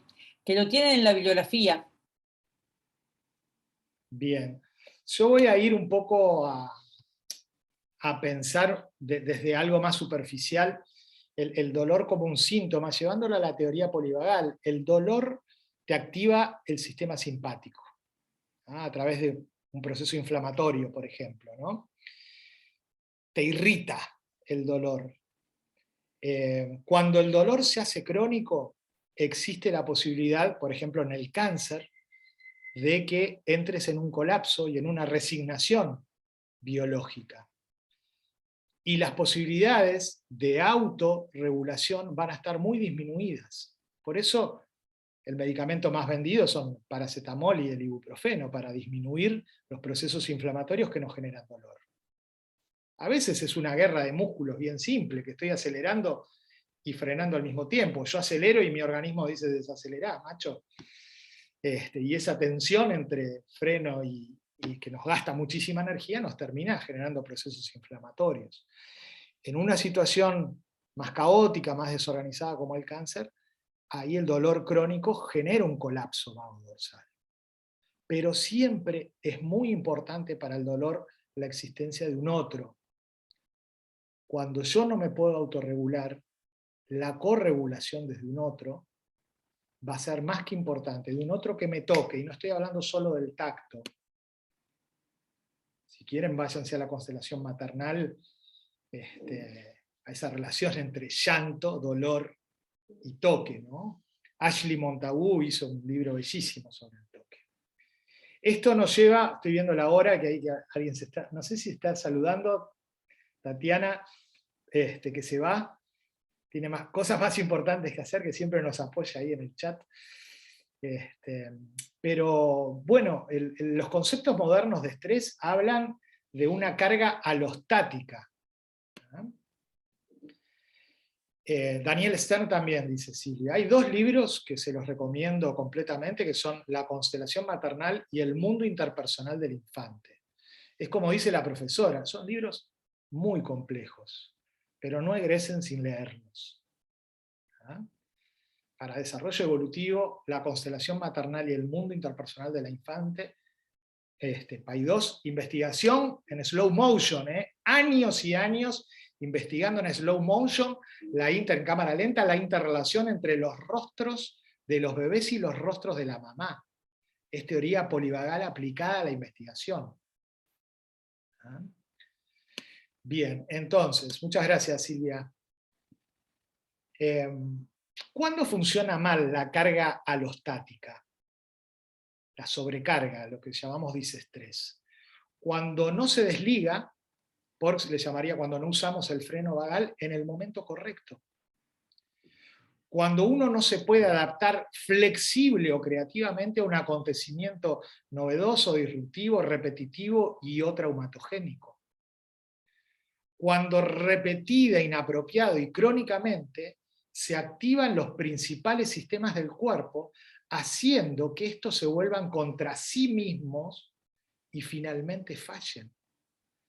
Es decir, cuando el propio sistema organizado para protegernos comienza a producir desgaste, ahí tenemos más posibilidades de un proceso biopático, psicosomático le dirían los psicoanalistas psicosomáticos, por un exceso o de simpaticotonía o de parasimpaticotonía reactivo, por un exceso de un estado simpático o vago dorsal de nuestro sistema nervioso autónomo. Es decir, más allá de las causas genéticas, va a haber otras variables fundamentales que tienen que estar a veces todas presentes para que una situación traumática pueda generar luego un síntoma psicosomático, o un trastorno, o un síndrome, o una biopatía, como le llamaba Reich.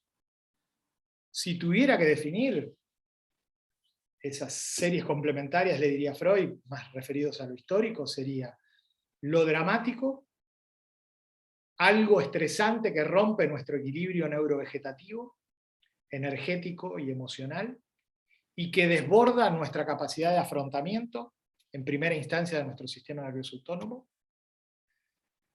Lo disruptivo, una sorpresa desagradable, inesperada, para la cual no se está preparado, y que implica un antes y un después en nuestra vida. Hoy pusieron un ejemplo al comienzo. Cuanto mayor sea el grado de irreversibilidad, puede ser mayor el impacto deleterio de lo disruptivo. Moti Beniacar, se los anoto acá, es un psicoanalista que trabaja mucho este concepto. Les decía la vez pasada que una querida profesora, y me preguntaban por Ashley Montagu. Touch se llama, tocar se llama el libro. Moti Beniacar, el libro Lo traumático o lo disruptivo, tiene toda una serie de libros. Trabaja con este concepto de lo disruptivo. El otro concepto, muy, muy caro también al psicoanálisis, es el desamparo. Hay un desamparo primitivo, obviamente, en el trauma del nacimiento, pero lo podríamos desde la psicotraumatología asociar a la ausencia de figuras rescatadoras que pudieran habernos sostenido en el momento en que el evento traumatogénico nos genera cierto grado de aislamiento o de soledad y deviene traumático. La inducción al silencio emocional, familiar o social, que desconecta lo que estamos sintiendo. Trauma implica intensidad también,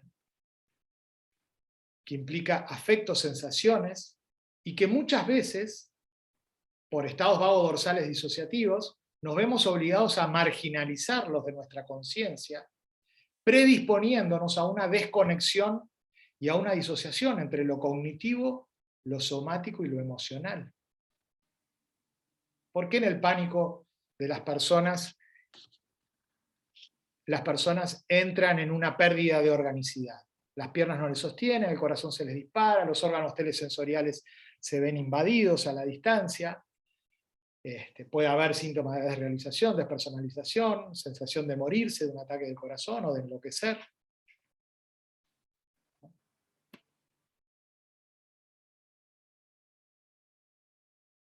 Mira, justo estabas preguntando eso, Tatiana. Exactamente, lo que estás planteando es un pánico capaz que la persona no sale y le vino un ataque de pánico, entra en un registro más claustrofóbico y después salir le da agorafobia. Está todo relacionado con un trastorno de ansiedad, un continuum en la ansiedad. La primera respuesta que se va a hacer, esto es inseguro para mí. ¿Ah?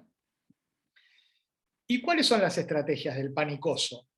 Las estrategias que tenía antes el panicoso, antes de que los practicantes les metieran las benzodiazepinas debajo de la lengua y los médicos generales les recetaran por 3 años inhibidores selectivos de recaptación de serotonina.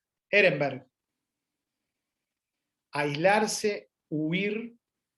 Y hay 2 estrategias combinadas que son erróneas. Decían, aislarse, huir, decían en el chat. Alcohol, vicios, anestesiarse, dicen en el chat. Pero les voy a decir 2 estrategias erróneas. Una, no moverse. Y la otra es escoger a un otro cuerpo con el cual establecer una relación simbiótica, un otro potencialmente bueno, que me protegería de todo lo potencialmente malo, que viene ¿de dónde? Del afuera, pero también de mi adentro. El no moverse sería equivalente al lugar seguro, tal cual como fue formateado en el pasado, al lugar seguro imaginario, tal cual como fue formateado en el pasado. ¿Ah? Son 2 estrategias erróneas. En una persona con estructura psicótica sería en el útero. No puede salir del 1 para el 2, y mucho menos para el 3, y mucho menos para el 4. ¿Ah? Ese simbiótico ni siquiera es en el 2, va hacia el 1. Por lo tanto, no va a poder trabajar, no va a poder estudiar, no va a poder tener un objeto anedípico. ¿Ah? Anedípico hacia el 4, no hacia superando el 3. ¿No? Bien, entonces, ahí tenemos otro tema, el tema del desamparo. ¿Ah? Y ahí se produce una fragmentación también. Psicosomática fragmentada, ¿no? La dificultad de integrar lo cognitivo con lo somático. La dificultad de integrar lo afectivo con lo somático. Se fragmenta. El otro componente importante, dijimos lo dramático, lo disruptivo, el desamparo, la ausencia de figuras rescatadoras, es la no solución satisfactoria y duradera de un conflicto, de una situación traumática, que se prolonga en el tiempo y al que no se le encuentra solución. Ahí vamos a tener más probabilidades de enfermarnos. Si yo no logro flexibilizar mi sistema nervioso autónomo, si yo no encuentro predictibilidad, ¿cómo mierda salgo de acá? ¿Ah? Hay veces que nos metimos nosotros, repetimos lo mismo, ¿no? Pulsión de muerte no es intento de autoeliminación solo, es repetición del dolor y del sufrimiento en mí y en quienes me rodean, en la genitalidad adulta, en el amor, en el trabajo, en el conocimiento. ¿Ah? Bien. ¿Hasta ahí vamos bien, gente? ¿Sí? Comparto pantalla de vuelta, ya me fui por otro lado, pero bueno. Vamos. Ah, miren lo que tengo. A ver si... yo detesto un poco el... Sí, adelante, Valentina. ¿Valentina es? Sí, sí, ¿Cómo sí. estás, Valentina? Yo me Te pregunto, ¿no? extrañamos ya, Valentina. En esto, ¿sí? Vos decís, yo me pregunto si en esto, ¿no? De pulsión de muerte, el traer nuevamente el tema de sal, si puedes, no es una muestra de eso, ¿no? Porque tratando trauma y todo, como venimos leyendo, me lo pregunto realmente, no sé si, y también quiero saber si, no sé si a nadie más le pasa, ¿no? No le toca ni, capaz que no, pero no sé, sí, Ya lo es un charlamos poco... en el equipo también, Valentina, tu demanda. A ver cómo resuenan también los otros. Bien, te cuento una anécdota que me la contó Daniel Vidar. Cuando él estudió, hizo el libro de los charrúas, llegó a una constatación que a él lo había impactado. En una narrativa transgeneracional, él llegó a un conocimiento fiable de que en Sal Si Puedes, las madres charrúas tuvieron que asesinar a sus hijos porque el llanto de sus hijos implicaba la posibilidad de ser descubiertas, y ellas optaron, en función de una situación en donde los hombres también estaban en una minoría, optaron por esa reversión de la pulsión, desde una lógica de la sobrevivencia de la comunidad, porque si no, no hubieran sobrevivido. Imagínate esto en una situación real que hubiera pasado ahora, ¿no? Yo ahora trabajé con unas personas que le coparon la casa en Punta Carretas. En un asalto se deslizaron los ladrones de un piso al otro, les entraron a la casa, les estallaron un vidrio y estuvieron 10 minutos adentro de la casa. Fueron 10 minutos absolutamente deleterios hasta que el padre les pudo dar la llave de la casa, estaban todos durmiendo, y las llaves del auto para que pudieran irse, ¿no? Al final los agarraron a los ladrones. Hicimos una intervención con mi equipo, una intervención familiar, ¿no? Por supuesto que no le vamos a preguntar a esas personas cómo te sentís. Me van a decir, pero sos un boludo, o cómo te sentiste en ese momento, ¿cómo me voy a sentir? Estaba luchando por sobrevivir esa persona, ¿no? Más en el ejemplo de Sal Si Puedes, ¿no? Pero bueno, estas personas estaban absolutamente desequilibradas, estaban armadas. Entonces, ahí se pone en juego un tema importante también que vamos a tener que retomar. Voy a ir a la primera placa, a la superposición de traumas de desarrollo por traumas por shock, y quizás ahí se pueda ingresar algo de lo transgenealógico y del trauma inter o transgeneracional, ¿no? Transgeneracional cuando abarca no solo a padres e hijos, sino a abuelos y generaciones anteriores. Disculpen que la traducción que encontré es de un español, de un castellano casi antiguo, pero a ver si les sirve para entender la teoría polivagal con este videíto. Ay, perdón. Esto venía después, creo, sí. Vamos ahí.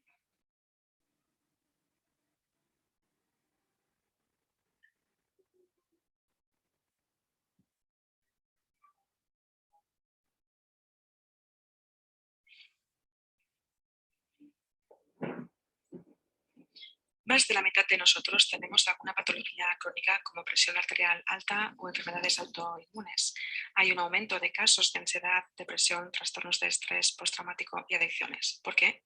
Las raíces de estos problemas y otros a menudo se pueden encontrar en un trauma, en las experiencias infantiles adversas, el estrés crónico y, en última instancia, un sistema nervioso desregulado. Conozcamos nuestro sistema nervioso autónomo. Llamémosle SNA. El SNA se encarga de gran parte de nuestras funciones automáticas, como los latidos del corazón, la digestión y la temperatura corporal. El SNA también gestiona nuestra supervivencia y la respuesta al estrés, funcionando para mantenernos vivos. Perdón. Nuestra vida está en peligro. El SNA actúa como nuestro sistema de detección interno que escanea constantemente nuestro entorno en busca de señales de seguridad y de peligro. Cuando el SNA escanea nuestro entorno, tiene 3 respuestas o estados generales. Primero, seguro. Te sientes tranquilo, relajado y conectado con los que te rodean. 2. Movilizado. Cuando el SNA detecta peligro, envía una orden y nuestro ritmo cardíaco y nuestra respiración aumentan. Se liberan adrenalina y cortisol y la sangre se apresura a los músculos para poder manejar la amenaza. Esta es una respuesta de lucha y huida. 3. Inmovilizado. Cuando el SNA detecta que el peligro es tan grande que no podemos luchar ni correr, nos apaga. En este estado, nuestro ritmo cardíaco, presión sanguínea y temperatura corporal se reducen y se liberan endorfinas que adormecen el dolor. El SNA hace todo esto automáticamente sin que lo pensemos. El SNA no solo utiliza estos estados para nuestra supervivencia, sino que los utiliza para navegar por el mundo a diario. Cuando el SNA funciona bien, se mueve con fluidez de un estado a otro. Ahora está movilizado y listo para la acción y en el momento siguiente descansa y se recupera. El SNA a menudo mezcla los estados. Cuando jugamos, el SNA combina el estado movilizado y la seguridad. Y cuando intimamos con nuestros seres queridos, combina los estados de inmovilidad y de seguridad. Cuando el SNA puede mantenerse flexible y fluido así, nos ayuda a manejar y a ser resilientes al estrés y a los acontecimientos negativos. Somos capaces de recuperarnos y seguir adelante. Por desgracia, cuando experimentamos trauma o estrés crónico, puede impedir que el SNA funcione de forma saludable, regulada y resiliente y puede mantenernos atascados en estados de supervivencia. Un encuentro con amigos puede resultar aterrador. Una simple reunión de trabajo puede resultar amenazante. Para las personas con historial de traumas y estrés crónico, el sistema de detección del SNA a menudo se vuelve defectuoso y señala constantemente el peligro, incluso cuando estamos a salvo. Es como si el SNA fuera un sistema de alarma que nos avisa constantemente de que hay un incendio, incluso aunque no haya ni humo ni llamas. Vivir constantemente en estos estados de supervivencia puede ser debilitante y a menudo desarrollamos estrategias de adaptación como usar las drogas, el alcohol, la comida, el trabajo o el sexo en un intento de aportarnos regulación y alivio temporal. Lo que ustedes Comprender decían cómo nos afecta el trauma en es el chat. sumamente importante. Hay todo un espectro de experiencias que pueden ser traumatizantes y que pueden impactar de forma negativa en nuestro SNA, como los accidentes, los ataques y los desastres naturales, que a menudo se llaman traumas de choque. También hay traumas de desarrollo o relacionales cuando hemos experimentado circunstancias adversas como abusos, negligencia y falta de seguridad durante la niñez o la adolescencia. Otras experiencias pueden ser dramáticas como el estrés crónico, los procedimientos médicos y entornos comunitarios adversos como la pobreza, la discriminación y la violencia. Además, nuevos estudios sobre epigenética demuestran que el trauma se puede transmitir genéticamente, al menos hasta 3 generaciones. En el pasado considerábamos que los traumas eran acontecimientos que nos sucedían. Ahora sabemos que el trauma es una experiencia y no un acontecimiento. Es lo que sucede dentro de nosotros como resultado de lo que nos sucede. Es nuestra respuesta al acontecimiento más que el propio acontecimiento en sí. Hace más de 20 años, Kaiser y el CDC lanzaron un estudio pionero con más de 17.000 pacientes que mostró la relación directa entre las experiencias adversas en la infancia, o EAIs, y la salud y el bienestar a largo plazo. En ese estudio, 2/3 de los participantes informaron de al menos una EAI, más del 20% informaron de 3 o más. Cuando los participantes afirmaban tener 4 o más EAIs, ello correspondía a una mayor probabilidad de padecer una enfermedad cardíaca, cáncer, consumo de drogas, entre otras cosas. Con 6 o más EAIs, la esperanza de vida disminuyó en casi 20 años. Estamos descubriendo que muchos síntomas físicos y emocionales pueden surgir de un un SNA crónicamente desregulado. Cuando el SNA se atasca en los estados de supervivencia, nuestra biología cambia de enfoque, de las tareas que nos mantienen sanos, felices y prósperos, a sobrevivir ante la percepción de amenazas inmediatas. Muchas patologías y síntomas que son crónicos y difíciles de diagnosticar y de tratar se pueden atribuir a una disfunción del SNA. Nuestras experiencias infantiles también pueden dificultarnos la conexión con los demás. Esto tiene una importancia vital porque de niños nuestra prioridad número 1 es sobrevivir, creando un vínculo de apego con nuestros cuidadores. Pero cuando las personas responsables de nuestra seguridad no son seguras, si vivimos en estados crónicos de inseguridad, nuestro SNA no se configura bien. La parte del SNA que evalúa lo que es seguro y lo que no lo es, se vuelve defectuosa. Si la intimidad y la conexión fueron inseguras cuando éramos pequeños, como adultos a menudo rechazaremos inconscientemente los intentos de amigos y compañeros para conectar. Aunque la intimidad y la conexión sea precisamente lo que queremos, el SNA siente que no es seguro y no lo permite. El trauma compromete nuestra capacidad de conectar con los demás, sustituyendo la necesidad de conexión con la necesidad de protección. Cuando ha habido un trauma, el SNA no puede diferenciar entre nuestro pasado inseguro y nuestro presente ahora seguro. El SNA no logra apagar la necesidad de protegernos, aunque ahora estemos seguros. Así pues, ¿qué podemos hacer cuando el SNA se desregula? ¿Cómo podemos recuperarnos del trauma y desarrollar un sistema nervioso sano, regulado y resiliente? Afortunadamente podemos volver a entrenar nuestro SNA para que nos volvamos a sentir seguros. Ello se hace mejor con la ayuda de otras personas. Todos tenemos un SNA y nuestro SNA está constantemente comunicándose y sintonizando con los demás. Autónomamente reproducimos los estados de quienes nos rodean. Esto se llama corregularse. Vemos este comportamiento dentro de una manada. Si un animal percibe el peligro, todo el grupo se pone más alerta y ello aumenta sus posibilidades de supervivencia. Nosotros somos exactamente igual. Cuando estamos con otras personas que están estresadas, enfadadas o deprimidas, nos sentimos peor. Y cuando estamos con personas que están tranquilas y felices, esto nos hace sentir mejor. Conectar con otras personas que están seguras, sintonizadas y presentes es la mejor manera de restaurar un SNA saludable. Para aquellos que luchan por recuperarse de los impactos del trauma, hay un campo emergente de innovación en terapias químicas que se han desarrollado para restablecer la seguridad y la regulación del SNA. También estamos descubriendo que muchas de las actividades que intuitivamente sabemos que nos hacen sentir mejor, como pasar tiempo en la naturaleza, practicar yoga, bailar, ayudar a los demás, entre otras cosas, puede ayudar a que el SNA se regule mejor y sea más resiliente. Curar los traumas y liberarnos del bloqueo en los estados de supervivencia se produce cuando el SNA se regula, aumenta su capacidad de resiliencia y recupera su flexibilidad. No se trata de estar tranquilos siempre o movilizados siempre, sino que se trata de tener un sistema nervioso flexible y resiliente que pueda evaluar con precisión la seguridad y el peligro y responder adecuadamente. Somos realmente resilientes cuando podemos pasar con fluidez de un estado a otro. Para las personas que viven los impactos del trauma y del estrés crónico, desatascarse es como empezar una nueva vida. Para el resto de nosotros, comprender cómo el estado de nuestro sistema nervioso guía nuestro comportamiento puede ayudarnos a ser unos seres humanos más felices, más sanos y más empáticos. Colectivamente sufrimos una epidemia de problemas sociales que tienen sus raíces en el trauma. Si podemos trabajar para sanar los traumas del pasado y así poder tener sistemas nerviosos regulados a nivel individual, familiar y comunitario, entonces podremos acabar con los ciclos que siguen reforzando nuestros mayores desafíos y crear un mundo más seguro, vibrante y conectado.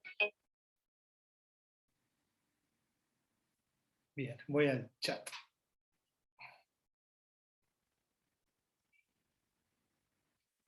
Bueno, ¿cómo resonaron? Muy acelerada la colega, pero ¿make sense? ¿Faz sentido? ¿Tiene sentido para alguno de ustedes? Conectándolo con lo que veníamos trabajando. Muy bueno, muy bueno. Bien. Sí, totalmente, Silvia. Yo no trabajo con niños, ¿no? Pero recibo permanentemente consultas de padres que he atendido o derivados por pacientes que he atendido para ver si puedo atender a niños, ¿no? Hay veces que las situaciones me conmueven de tal manera que yo estudié para trabajar con niños, MDR con niños, por ejemplo, estudié y otras técnicas de psicotraumatología. Cuando me conmueve mucho, trato de dar una mano, ¿no? Dentro de mis posibilidades, ¿no? El último niño que atendí, por suerte conformamos un equipo muy bueno para que yo pueda hacer las derivaciones. Esto es parte de la caja de herramientas, tener a quien derivar, y tener a alguien confiable a quien derivar y trabajar en equipo también, ¿no?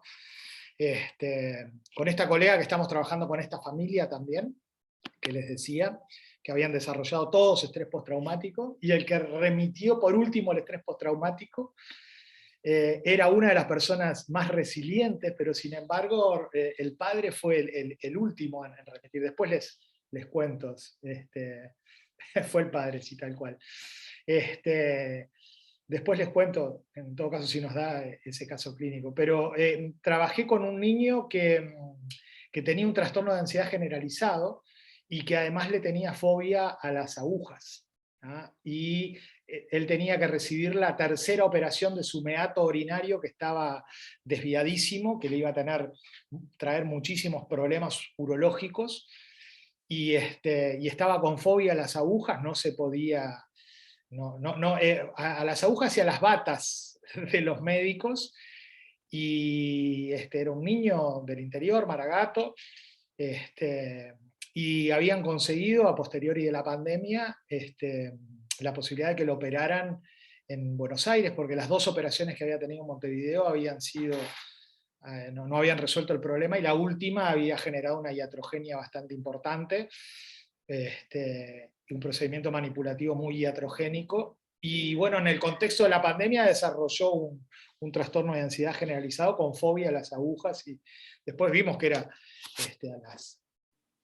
a las batas de los médicos, por todos los procedimientos manipulativos, ¿no? Que tuvo, en donde, bueno, el niño me contaba, ¿no? Las experiencias que vivió, y bueno, lo agarraban de pies y de manos, y bueno, todo el impulso simpático-tónico que tuvo para, no como en el panicoso, para luchar o huir de una situación imaginaria, la desocupación, por ejemplo, después de la pandemia, en este caso era real, ¿no? Totalmente, Inés, ¿no? Entonces, era lo que hablábamos de cómo construir una sociedad del afecto también, del afecto en el sentido más spinociano. Bien, entonces, les quiero poner otro video. ¿Dará para que veamos otro video? ¿Sí? Después. ¿Sí? ¿Les da la cabeza para otro video? Porque si les tiro más teoría, va a ser como mucho, ¿no? Comparto Sí, profe, tú vas a subir después los links de los videos para que Sí, los claro, podamos ver. y PowerPoint con Ah. todos los links y todo. ¿Ah? Bien, entonces... ¿Cómo se llama el video de recién? Perdón. No sé, mirá, este es el link. Ahora se lo subo enseguidita, Leva, así ya lo tienen. ¿Ah? Después que termine la clase. Bien, entonces acá yo hice la traducción de esta placa. ¿Ah? Vamos, mírenla en inglés, que está más linda estéticamente. Pero acá ven cómo nuestro sistema nervioso autónomo permanentemente se está haciendo la pregunta, sin palabras, subcorticalmente, ¿esto es seguro o esto es inseguro para mí?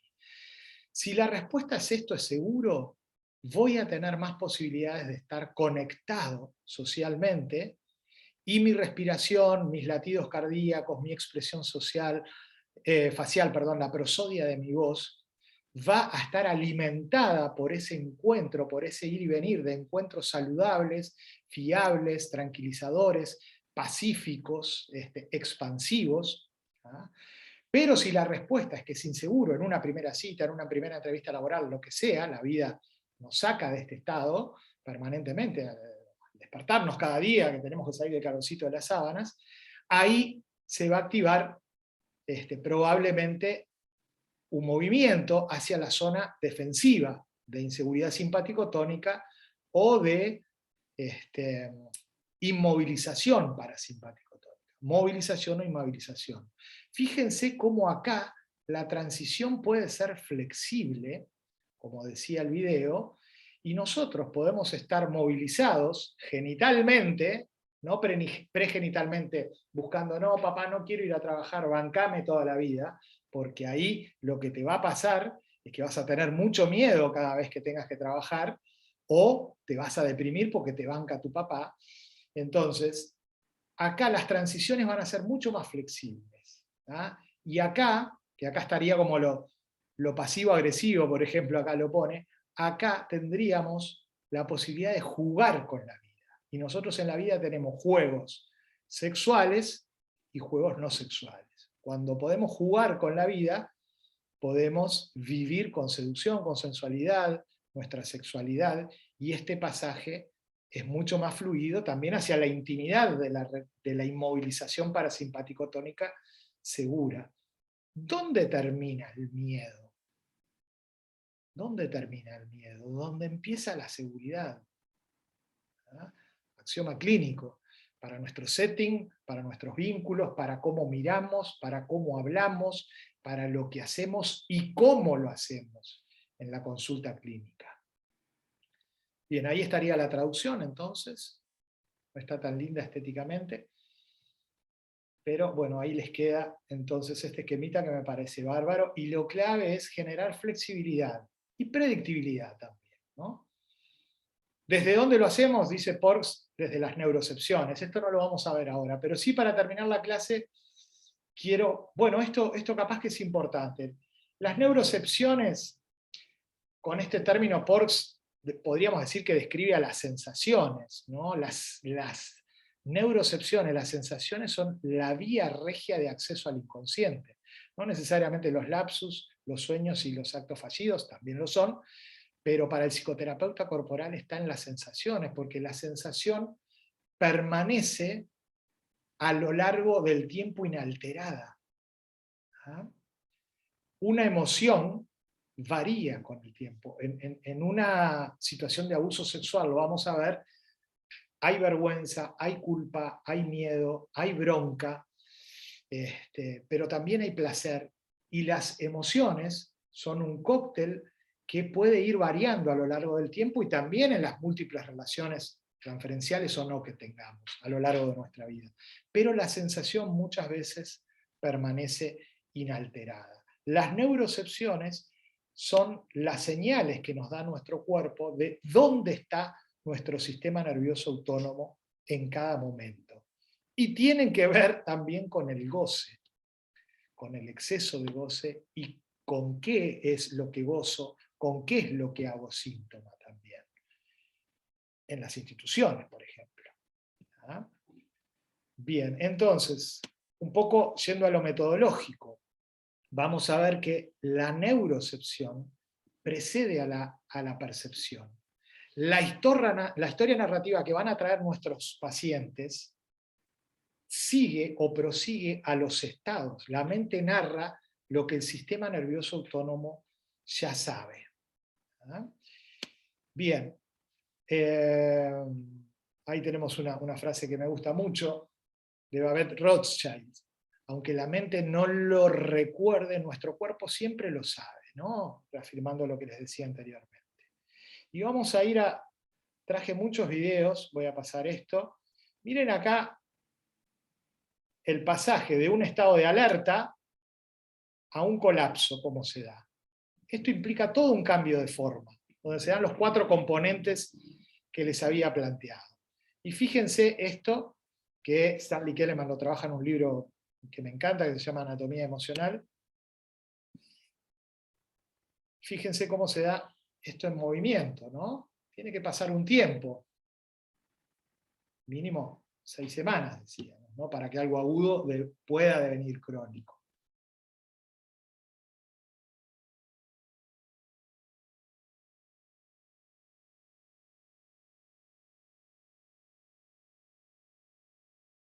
Es brillante este libro, ¿no? Acá tenemos toda una cadena de donde el trauma puede ligarse como primer línea de defensa a nivel muscular en la parte anterior del cuerpo frente a situaciones de fetal response. En cuestión de segundos, en una situación de abuso, mi cuerpo va a sentir que tiene que protegerse si no puede luchar o huir, y ahí va a contraer toda la parte anterior de su cuerpo. Entre otros, el psoas ilíaco, que es el músculo que nos permitiría luchar o huir en cuestión de segundos de una situación de peligro. Pero en un contexto de incontrolabilidad, donde nuestra vida puede sufrir una amenaza, ahí estamos obligados a inmovilizar toda esta musculatura. Los maceteros forman parte de la sintomatología del bruxismo, por supuesto, ¿no? Nadie en una situación de abuso salta de alegría, o si cayera una bomba en estos momentos, si estuviéramos en Ucrania. Todos vamos a tener una respuesta más a la contracción, al fetal response, y esto puede derivar en una contracción no solo ansiógena, sino disociativa y angustiosa posterior. Sigo para adelante, lectura corporal de una persona con estrés postraumático, y vamos a ver este video relacionado a la pregunta de pulsión de vida y pulsión de muerte. This is the story of our third birth here at the Elephant Safari Park, of a little baby girl that we named Whiskey. This is Nikki, third expectant mother this year at the Elephant Safari Park. We've been waiting now quite a few weeks for her to give birth. Looks like tonight's the night.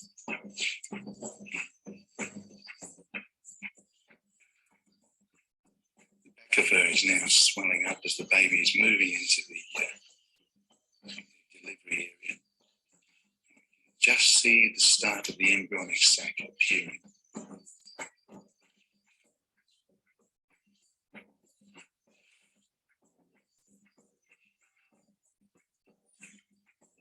Very calm. Need to be in any distress whatsoever. She seems to know exactly what's going on here. The main part of the embryo is on its way. Yes, it's really starting to come out now. Nikki's just getting herself comfortable.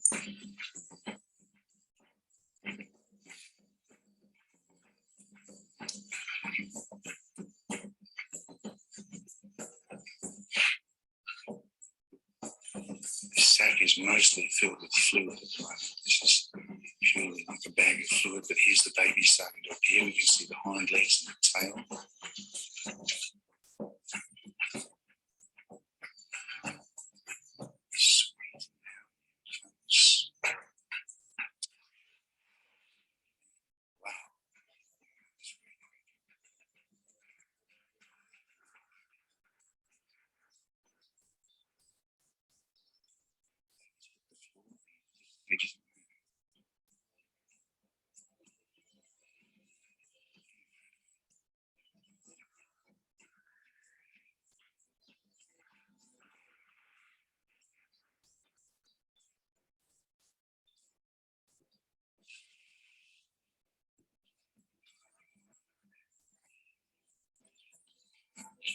Nikki very delicately steps over the baby there.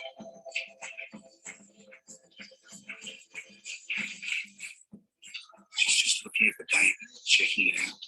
At this stage, the baby appears to be absolutely lifeless. It's not breathing. She's very worried. Here's when nature is going to take its course with her.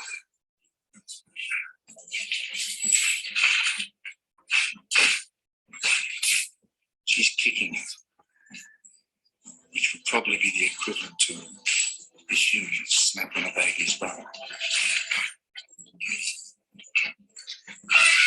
We're desperate to get it to move, to breathe.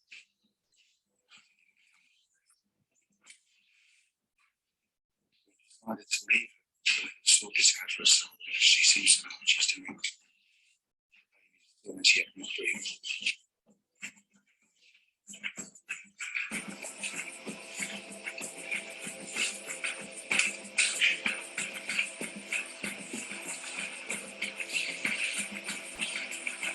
She's trying to pull its head up.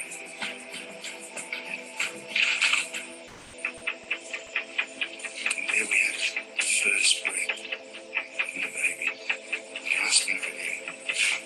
It's just over 2 minutes since the birth. Quite amazing.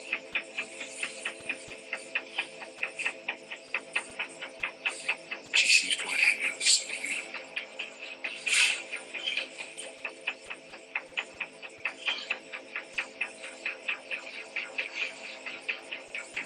Nikki's now checking around to make sure everything's there.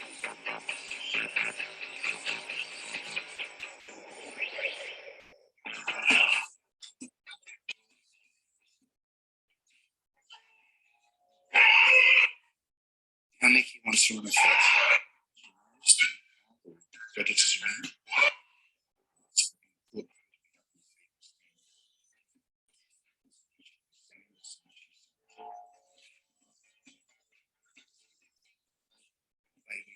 Staggering, desperate to understand this slippery condition she's standing in, but she's finally understanding. Finally staring into this new world. And here they are, the first few tentative steps, shaking, but walking, Nikki walking with them. All three elephants have had their babies within minutes, very fast, no fuss, no bother, no screaming. Very, very simple. I think elephants know what they're doing and they don't really need a lot of help from us. So that was the third virtue of the elephant this year.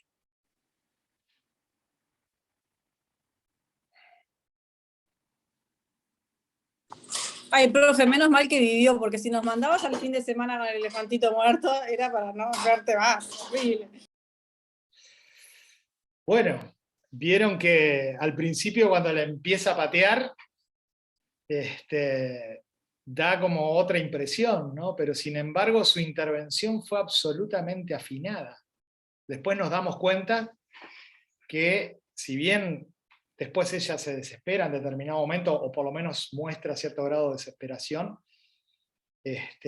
la intervención que hace es afinada. Pero la vida es la vida misma. ¿Qué hubiese pasado si la mamá moría, por ejemplo, y sobrevivía el elefantito?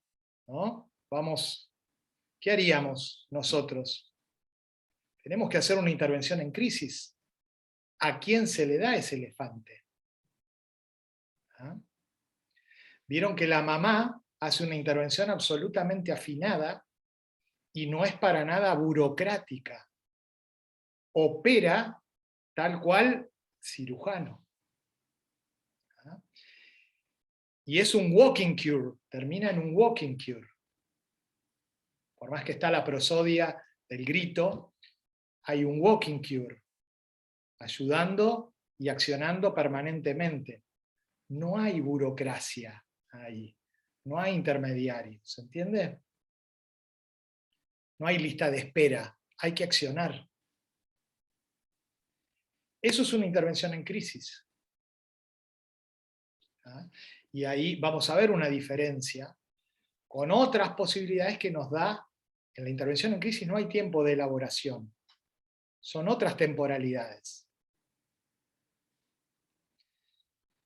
Seguimos en la próxima, ¿les parece bien? ¿Sí? Discriminando estos dos conceptos para darle un cierre. Bien. Voy leyendo el chat y ya cerramos. Profa, ¿quiere comunicar algo? Bueno, muy bien. Bueno, gente, estaba pensando ahora cuando estaba pasando el video que hay un límite en relación a los megas que podemos subir. Es un PowerPoint que está pesadísimo porque tiene muchos videos. ¿Tá? Así que cualquier cosa les pongo los links de estos dos videos. ¿Ah? Subo el PDF, que ahí no voy a tener problemas, pero después les pongo los links de estos dos videos. Hay como 10 videos más, pero vamos echando dosificadamente, ¿tá? Los videos. Bueno, gente, muchas gracias por la participación, como siempre, por prender las cámaras también. Les agradecemos mucho. Gracias, profe. Y por hablar como pueden. Somos inclusivos. Chao, gracias. Igualmente. Chao, chao.